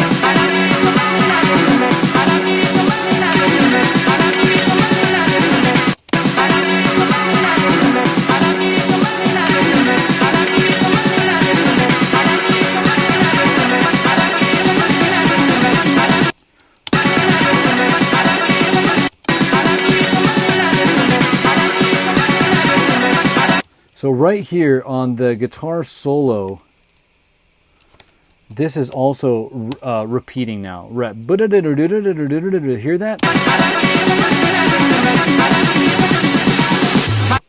Okay, so right at the end, we're getting these. So this is what I call acceleration repping, where it just gets faster and faster. You can hear the snare roll start off kind of slow, starts to add more and more notes in. But this is kind of like an acceleration is what I call it. So right here at the end, now we're just bam, right into 16th notes, okay? And we also have that guitar going crazy. Okay, we also have the snare roll, we're gonna write growing. So we pretty much got most of it. Let's just listen for a riser. Yeah, there's a little bit of a white noise riser that I can hear. So let's kind of like a bright. But let's quickly go through those 5 build elements. We have the rep, roll, rise, grow, and pipo. Okay, so rep, we have the vocal rep. Okay, that just goes throughout the whole thing. Doesn't really accelerate or anything. Then we have the first guitar rep, which is bum bum ba bum bum bum bum. Then we have that guitar solo kind of playing underneath, and then right at the end we have the right. That happens right at the end here. So we have the vocal rep and the 2 guitar reps. So rep, roll, we have the snare roll. Rise, we have a little bit of a riser here. Grow, the snares going out into reverb. These guys are probably going out into a reverb. And then finally, we have 4 out of the 5 that are going on here, okay? And keep in mind, that's all that's going on, okay? So when you think about like efficiency of production, like just check off those boxes. That's all you need. You just got to check off those boxes, and then you're going to have everything that you need to convey the feeling of building tension. So now we're going to get into the pipo, and this is controversial area for me. What he's going to do is he's going to go into a 4-bar payoff extension. Okay. Now this is also kind of like a fake out. Now, so you build and build and build, and then you cut it down. Okay, so there's your fake out. Let me play it for you.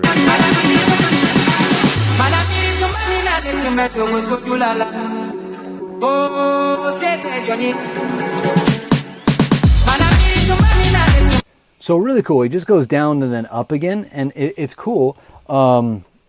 Like the reason why it's controversial is because when I get like submissions for feedback, it's not always properly executed when you do a payoff extension. So what I mean by payoff extension is that you just go beyond where the listener would otherwise expect the drop to happen. Remember confusion. Confusion is the worst thing of all. And so when you're setting and you're promising the listener that you're going to deliver something, you're going to deliver a big hook over here, and then you don't deliver it, it makes them feel dumb. And again, they look around to see what other people are doing. They feel stupid. And so it's not always the best thing to do. But in this case, I think it's cool. So they bring it up, and then the vocal, they bring it down, and then they kind of like build the tension a little bit, and then they bring it in.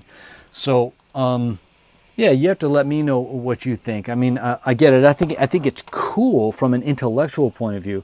Like, oh, look at that, they're being fancy. But like when it comes to like a listener's point of view, I just think it's the best thing from a listener psychology just to deliver things on time. You could think of the listener as having an internal clock. Like, that's why punks are so important. Like, no listener in the world would ever be able to tell you that, you know, they need things to accent the 4 and the 8-bar mark and stuff like that, or that there needs to be some kind of like hierarchy of drama between the 8 and the 16 and stuff like that. But they need to feel those things, right? Those are things that happen on a subconscious level. And another thing that happens on a subconscious level that's connected to that is just an understanding that the track, subconsciously understanding that the track operates in 8-bar segments.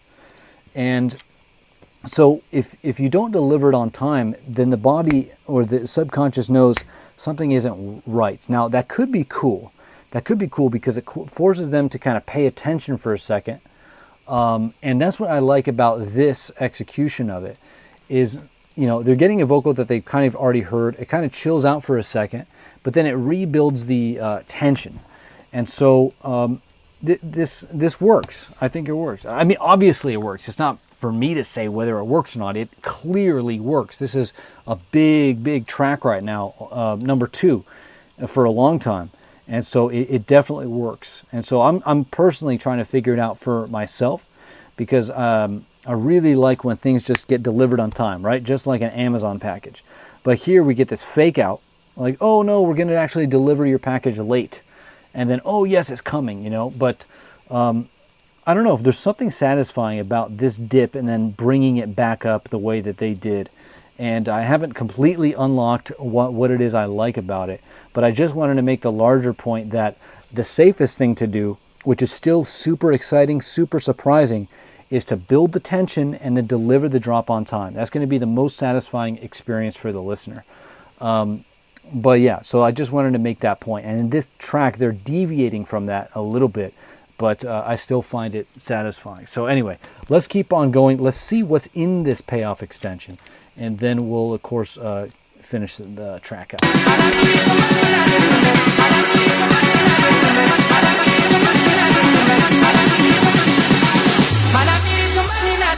All right, so here we have, okay, so I think this sub drop is actually a big part of it. So sub drop, because when you got to deliver that low end here, and that's interesting. I don't think I heard that the first time.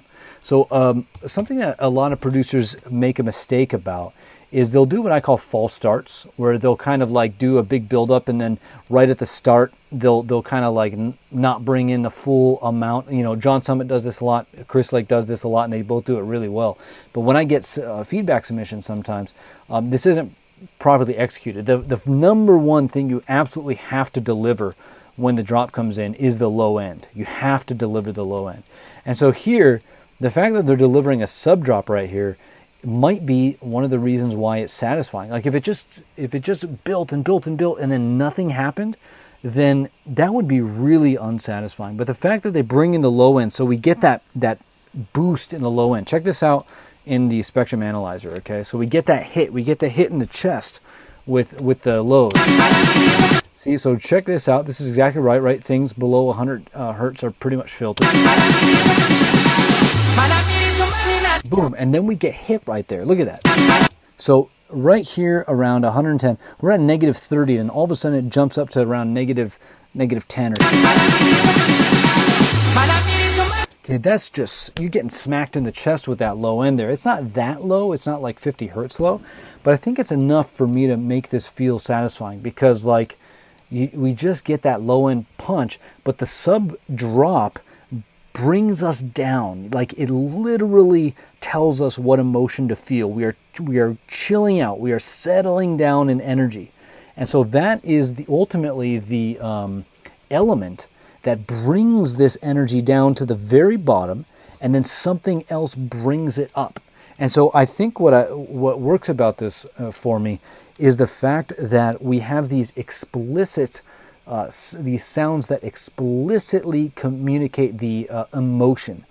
If we didn't have this sub, number one, we wouldn't have that low end punch to the chest, which we're expecting. So they're delivering on that front, which is really, really important. Two, there's this natural down up vibe, V-shape, to this little 4-bar section here, and we have sounds that explicitly communicate that movement in energy, down and then up.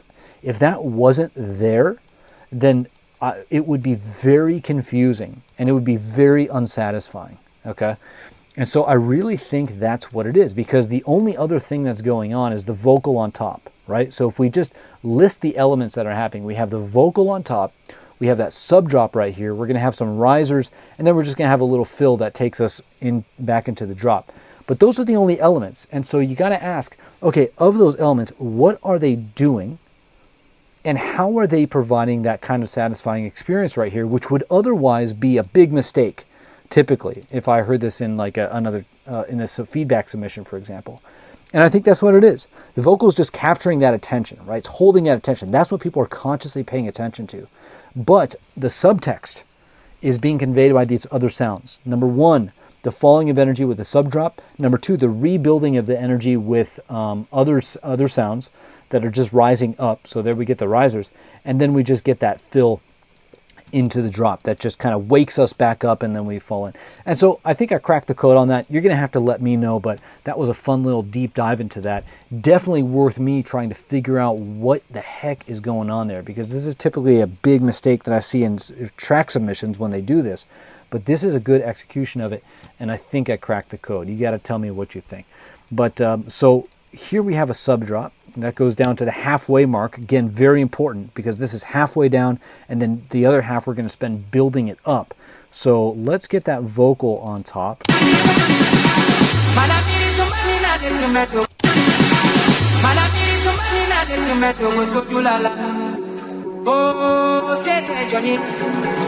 See that? I mean, we have that snare roll that's bringing things up.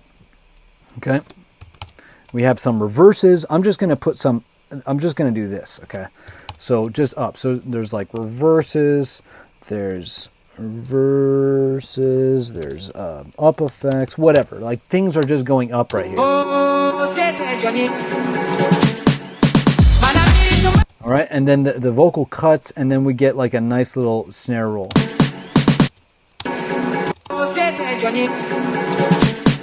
Okay, so let's just do like big snare fill. Okay.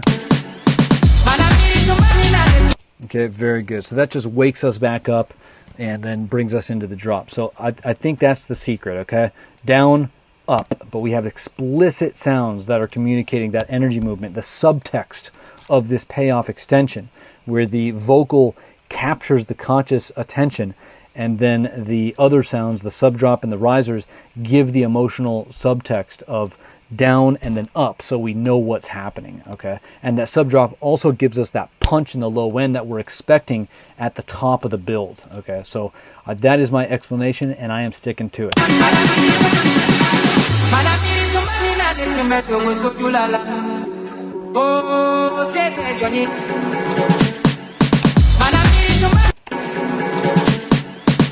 A little bit of a whoop, a little riser thing. Okay, cool. So I'm really glad we went through that. Well, if you went through that, I apologize, but I think it was fun to go through it myself. Let's see. So now what I said is I wanted to look at what I call CLT stories. So basically, let's just listen to the main break and build again, and I'll kind of break down what CLT stories are. CLT stories just stand for chill, lift, and trans, okay? So chill, lift, and trans. And this is very much connected to what we were just talking about here, which is explicitly conveying the emotion that you want in a given section. So with a chill section, so chill, lift, and trans are the three emotions that a listener can feel in a given section, in an 8-bar section. And so when we're starting out, like if we go back to the bass drop, for example, here we're just chilling, okay? You can even feel that is the chill emotion. We're not going anywhere. We're not getting crazy. We're not lifting in energy. We are just chilling, okay? Even when we get over here, we are still chilling, okay? So these sections take a little bit longer to get through, but it's cool because our interest is captured because they're giving us these interesting bursts of energy, little spikes of energy, and little spikes of hook teases that keep things interesting. And then here in the B section, what we do is we get a lift. And the things that are lifting the energy are those extra punks that fill the gaps between the P4 and the P8. And so to define it in terms of chill. All right, so accidentally stopped the recording there. No idea how, but let's get back on track here. Okay, and so what I was saying is that here we have these, so right here we have the lift, okay? So this is basically a chill section, and this is a lift section, okay? Okay, then, so when we come and like the break and build is so obvious because that's what a break is. A break is chill, build is lift. All right, those are synonymous, basically. So a break is a chill section, and build is a lift section. It's just I like to use the terms break and build for breaks and builds, but the underlying emotion is, I think, same thing, chill and lift. Or I'm sorry, chill and trans. So that's where I went wrong. So lift is where you lift the energy with a sound, and so here we're using those extra punks to lift the energy, just give extra little bites and moments of interest to the listener. Here in the break section, we're chilling, okay, right? Just chilling, nothing's happening there, we're just chilling. And then here in the build, something's obviously happening. Listen. Right, that is build, right? We're building tension. And so what does that mean? We're transitioning to a new section. That's what the trans is, okay? So here with the trans, that's what a trans is all about, is we're transitioning to a new section. Now with a trans though, there has to be a very specific trans element that is conveying that transition energy, that building of tension. with the thing, trans and lifted are kind of connected, right? Because lift is an abrupt lift in energy. And it's going from A to B instantly. Okay, we're going up in energy. But a trans is a more of an evolving lift. Okay, and so it's a great bridge from one section to another, and that's how it's often used, right?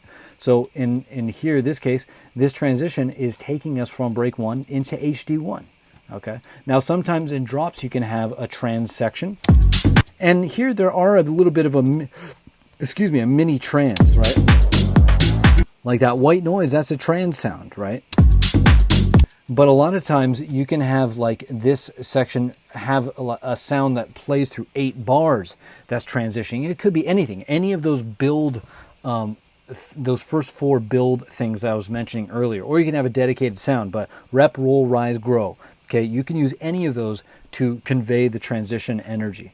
All right, now coming over here into HD1, it's the exact same thing as the bass drop. Okay, we have, but the lift is a lot more obvious. So the chill is just before, okay? We're just chilling and we're getting these little moments of excitement, but we're not really lifting the energy in any way. We're not really transitioning the energy in any way. But when we get over to the B section, we're getting a clear lift over and above the A section, okay? And that is, we're getting the guitar, okay?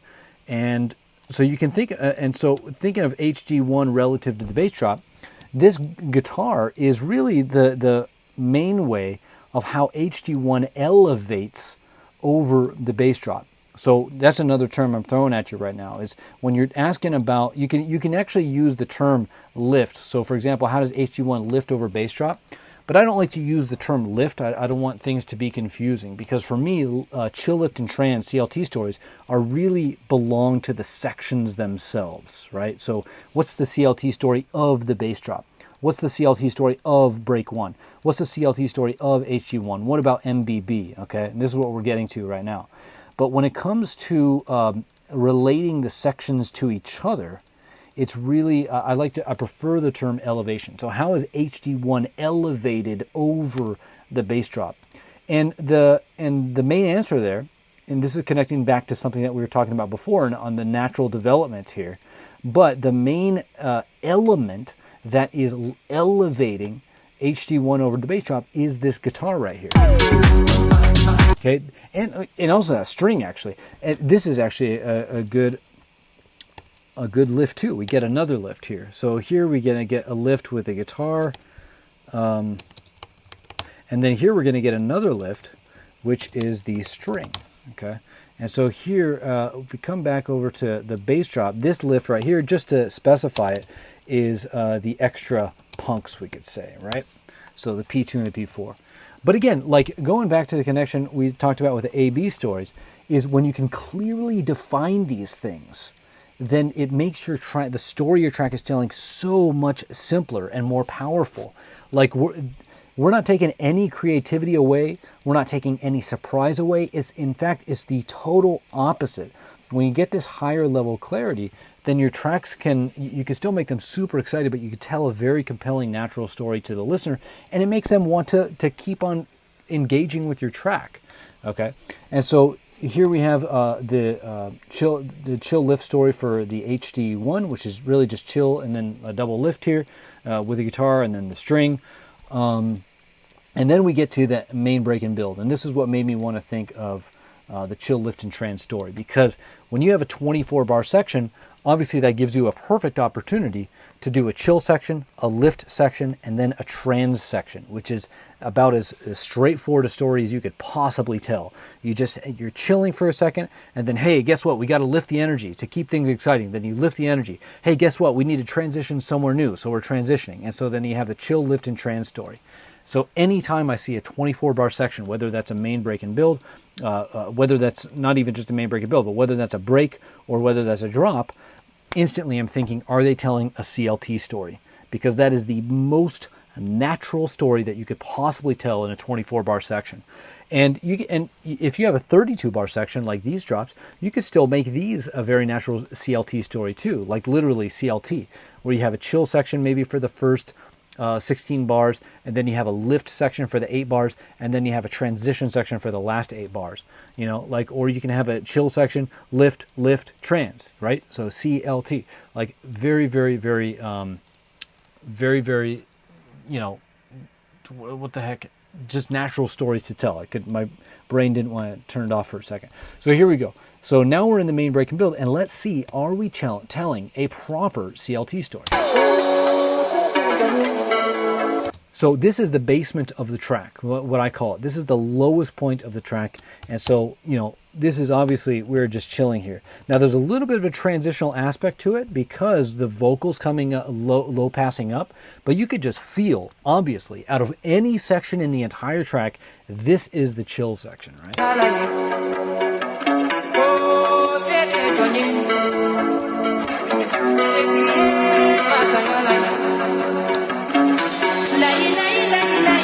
And boom, do you hear the lift? We're going to get in that vocal, okay? Literally lifting in pitch, right? That vocal goes higher. Okay, so there's your lift in energy, okay? Don't mistake that. That vocal lifting in energy is a lift. It's an awesome lift. It's not an on-the-nose lift. Like an on-the-nose lift would be like we just bring in the drums here, you know? Like we bring in the high-pass drums. And that happens in countless tracks, most tracks. Here we would bring in the drums, like just high-pass. Or even like a high-pass kick, you know, just something. Something comes in to lift the energy. But in this case, we don't have anything on the nose like that. The lift is coming from the songwriting itself, the lifting of energy from the pitch going up in the melody of the vocal.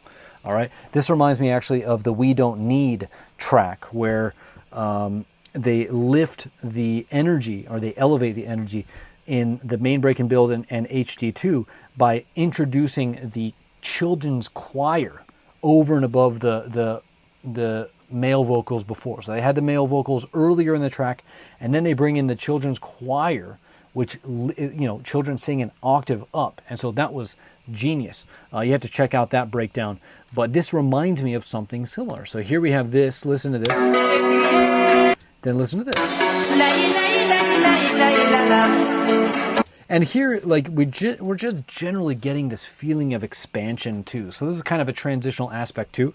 But, you know, just pay attention to those underlying emotions. Here we're chilling. Here we're starting to lift. And you can do things in the background that just, you know, are transitional as well. But really, you know, make sure you have these down as well. Like here we're chilling, here we're going to lift. And then here, obviously, this is where the real transition happens, right? Right, there's your transitional energy. And so in this 24-bar section, we get a clear CLT story. Okay, here we're chilling. Here we have that lift in energy coming from the lift and pitch from the vocal. Here we have the transition coming obviously from the 5 main elements of a build, right? The rep, roll, rise, grow, and pipo. Anyway, and yeah, so there we go. Okay, let's now go into the last drop here.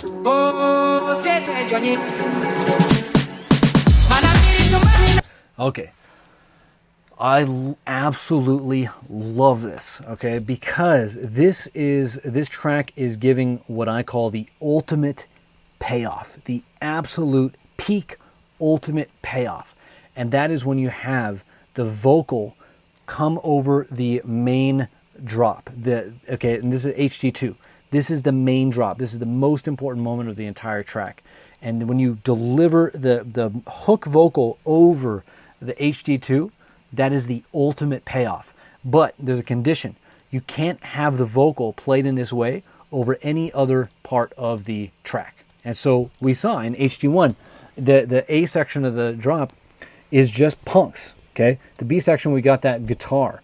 But now when we come into the HD2, we are getting the A section is now going to be defined by the big vocal, okay? The vocal. And then, of course, the B section is still going to be guitar. And so what's cool is we're still getting this structural symmetry here, pretty much. Okay, so the guitar's coming in on the B section. See that? But the thing that just makes this track explode, absolutely explosive in the most important moment of the track, is when we finally get that main vocal over the drop.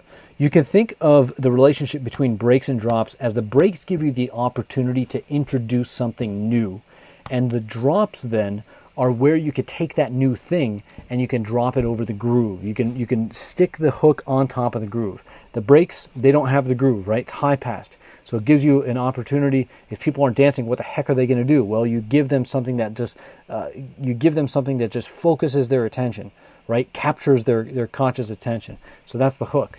And then when you get back into the drop, they've heard that hook now. They get used to it. So now they're ready to listen to it over the groove. Okay, and so that's what's going on. But here in HD1, we don't get that. We're just still getting groove, and the producer is clever enough with ear candy, or my preferred term, punks, clever enough with punks to keep it interesting across 32 bars without like a massive hook like the vocal.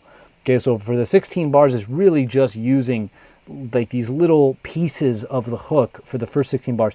And then, you know, with the next 16 bars, we're getting that guitar sound. But when we finally get to HD1, everything finally comes together. All the vocals that got teased in the breaks and the little pieces that got teased in the hooks, they finally get paid off with the ultimate payoff of putting that freaking vocal over the freaking groove. Like, it's just like, yes, that's what I've been waiting for this whole time. Now I get to dance and rock out to the vocal. Like, it's just a massive, massive payoff, the ultimate payoff, in my opinion. Again, the ultimate payoff is when you get that, when you get the main vocal playing over HD2 and it has not yet played over the drop. Okay, so this is really the only. There's definitely other examples, but this is like one of my favorite examples.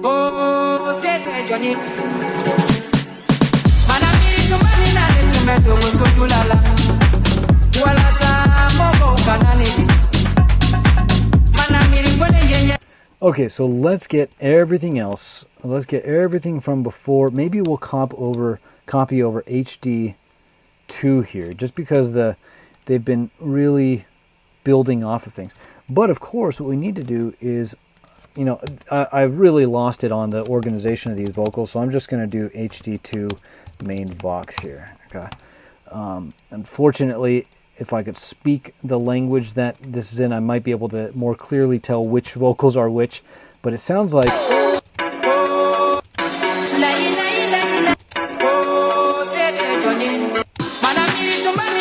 So that vocal that finally plays over HD2 plays over here, starts over there.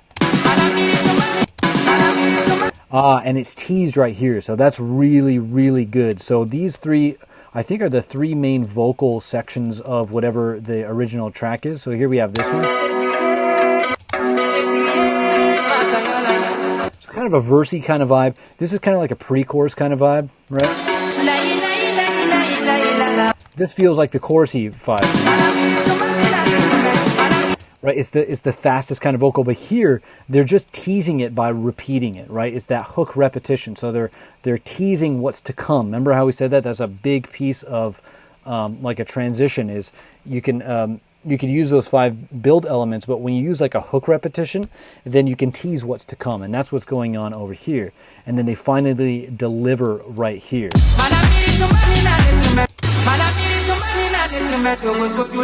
They also kind of play the full thing right here. But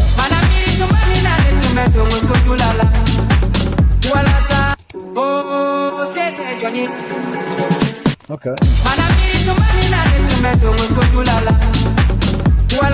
All right. Okay. So enough of that. Let's see what they are doing. So obviously we have the big, massive vocal hook. So we have the crash. We don't have the laser. Oh, we do. Maybe we do. I can't tell. Let's listen back here.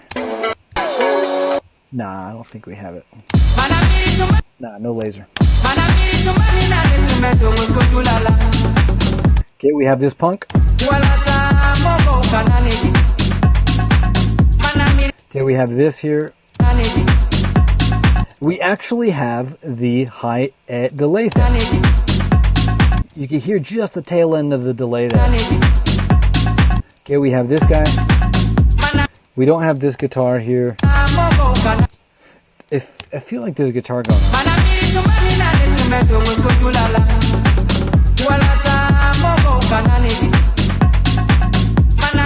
So I'm gonna put another. I'm gonna do guitar HD2.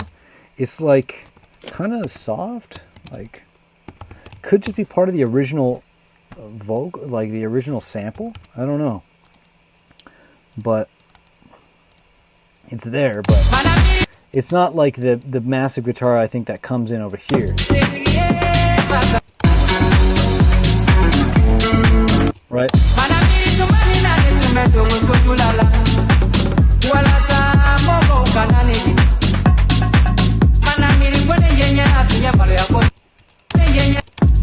Okay, so no laser here.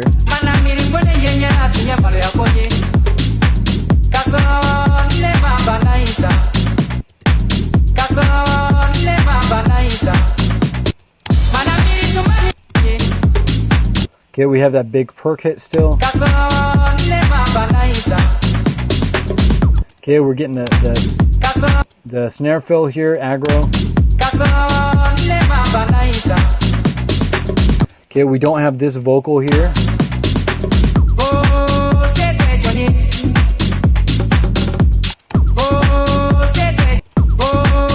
So, weird laser. Yeah, you can hear that, right? Like, so it sounds like they just lifted that up an octave. And there's you can hear a little bit of a laser there. I'm just going to leave it. They're different than what we heard before, but there's something like that there for sure. Okay, let's get rid of these guys.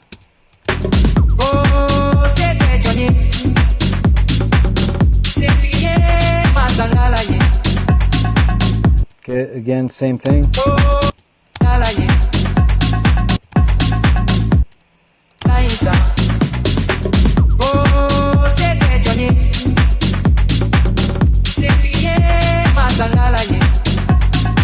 So I'm not hearing that. I'm hearing this. So I'm hearing this is the low one here, and this is the high one. So they're getting all wacky on me again. So now I do hear the low one there, and this is probably the high one back here.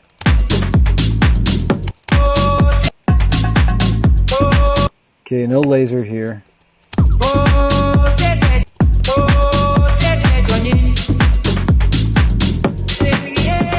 Okay, here we have an edit. So we'll just do HP. And then here we have this drum thing that came from before. So massive reverb throw here, right? So let's just call this washout. Okay, of course we have the reverse guitar melody here. We don't have this reverse here. We don't have this here. Okay. Okay, we have the snare. Crash, we don't have the laser.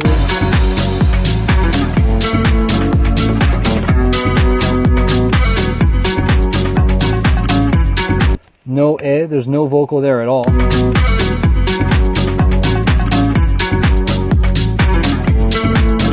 No laser here, so let's just take all these out because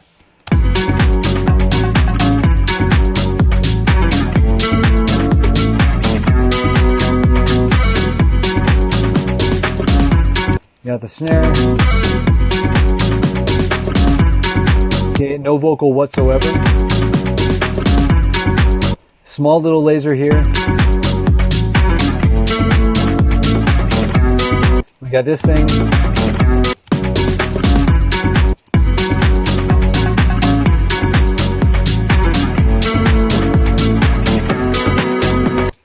So here we're getting a nice washout on the guitar. So exactly what happened before here, the vocal. Except now it's happening to the guitar.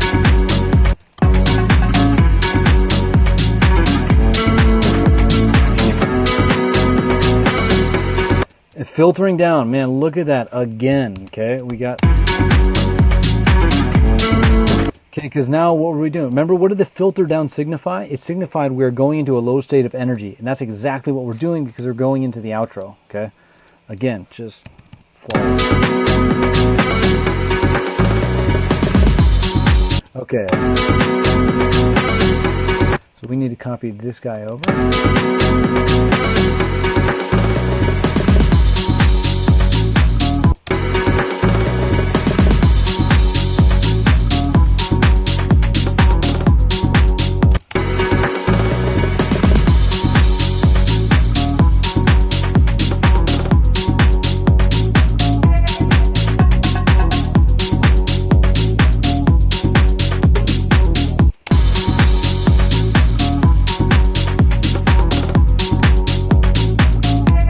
Now we are getting into the outro, okay? But here we can see the CLT stories similar. So like even the vocals, so even though the vocal is over this is still the chill section of HD2. And then we get a little bit of a lift or a switch to the B section here. I wouldn't even call this a lift. You know what I mean? This is a good example of just changing from A to B. And so we really just have two chill sections here. We just have huge, massive star hooks occupying our attention. And so we just have two chill sections here. A little bit of transition here at the end, but the bigger picture is just, I mean, we're putting a massive hook over a massive groove. And that's enough to maintain interest because it's massive, okay? And so here we have the clean CLT story with the vocal of the guitar. Each of them are just basically long chill sections, a little bit of transitions here, and the transitions, it's more of just those punks, right? The punks are serving a little bit of a transitional role at the 16, right? The P16 here and the P16 here. But there's not this dedicated transition sound, for example, that's going through 8 bars. We're just using those punks to help us set up the next exciting moment. So now we're getting into the outro here. Okay, outro, and let's color this brown. And so what's going on? Let's see. So we obviously have the filtering down of the guitar. I don't want to see all these punks and stuff, what else is brought in. And my guess is that this is just going to be like a reverse kind of intro thing, where it's just going to do what is going on in the bass drop for a little while, and then what we have in the, just go down to the intro. But let's see. And so we have this guy. We have this little downshifter here. It's, again, quiet. Okay, definitely don't have the vocal. So is that the high one or the low one? I can't tell anymore. Okay, so A. So that's the high one. So let's do high. Got this little guy.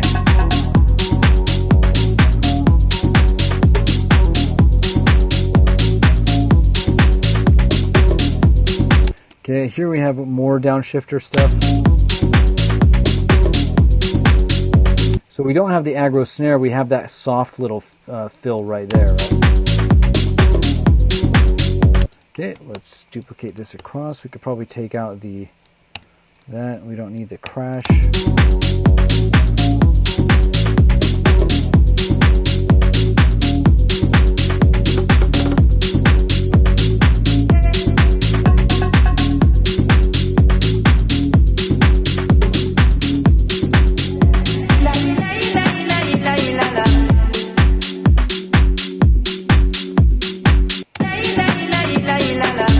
So we have a little bit of an edit. We have this little fill.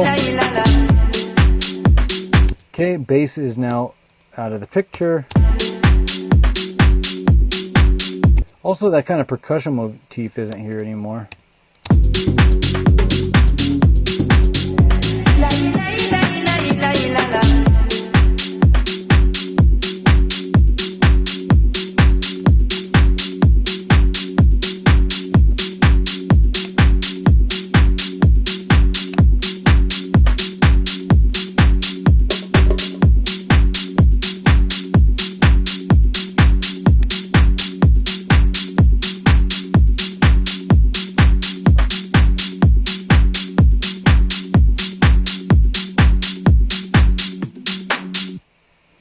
Okay, and then we get a little bit of an edit right there.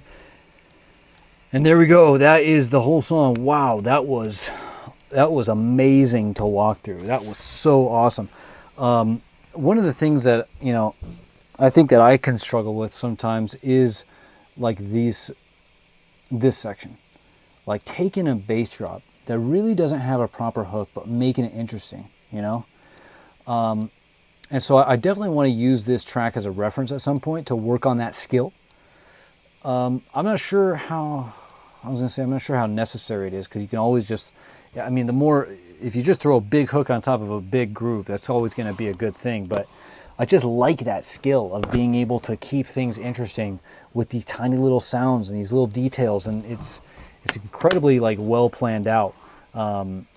Anyway, but it's not a mystery. That's the thing. It's not a mystery on how it is being achieved. And that's the point of breaking these things down. Is like all we see is like, just to go back to something I said earlier, there's only two things that are going on in this first 16 bars. Only two things. The first one is you have your basic groove, okay? Your basic groove. The second thing is that you have the punk moments at the P4 and the P8. That's all that's happening here, okay? Nothing mysterious. And then what you do is you come over to the next 16 bars, and it's the same punks, but now we're filling in at the 2 and the 6.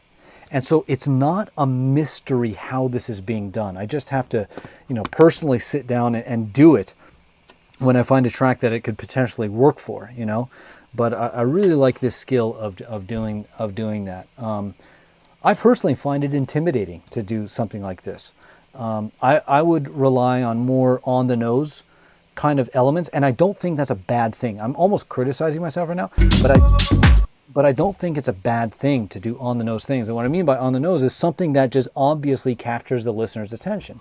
It's never a bad thing to obviously capture the listener's attention, especially if it's something that they want to be listening to, you know.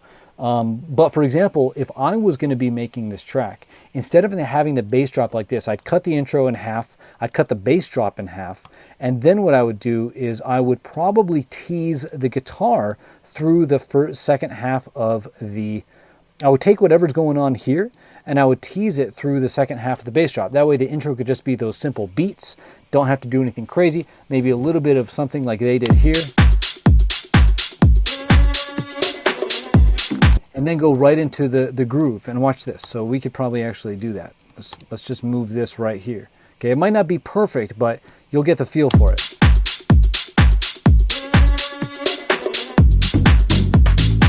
See, that works. I mean, if I finesse that little transition a little bit better, that would make it work. But that's what I would do. And then I would, in the B section of the bass drop, I would probably get some kind of specific transition element, and it would be whatever's going to preview the break, right? So it would be something to do with this vocal. Right, now there's other vocals in the track, and so maybe just find one that reps well and just rep that up, you know. And so that's how I would approach it, and that's not a bad way to approach it. That's how it's usually approached. But again, for whatever reason, I just admire the skill of being able to extend sections like this. That doesn't mean it's necessarily a good thing to do that, especially when you're thinking from the listener's attention. But just as a challenge as a producer, I find that appealing and attractive to do. But of course, you can always be self-indulgent, but at the end of the day, you're trying to make tracks that get people dancing and trying to get tracks that will serve you know, the market of whatever label you're trying to get to. But anyway, so yeah, zooming out, we see it's the HD2 formula. We broke down the simple AB2 stories. We talked about the payoff extension over here. I think I cracked the code on that one. Talked about CLT stories, talked about punks. We pretty much covered every possible detail of this arrangement at every possible level of analysis. So if you have any questions on this arrangement, I really, really personally enjoyed this one. I love the fact that we get this ultimate payoff. And I think these, not slower, but not even draggy sections before, where there's not a lot going on in the bass drop in HD1, sets that ultimate payoff at HG2 up so much that that might play into why I find it so satisfying and epic when that vocal comes in. It's just like, you know, I don't know, like, you just want to be like, fuck yeah, you know, like, just, I don't know. Anyway, but that's the whole thing. And yeah, that's it. That's all I got. You can obviously download this. Please leave any comments, questions down below. I'd love to hear what you have to say about this track, whether you like it or what, or yeah, whatever we talked about here. And I'll see you in the next breakdown. All right, peace.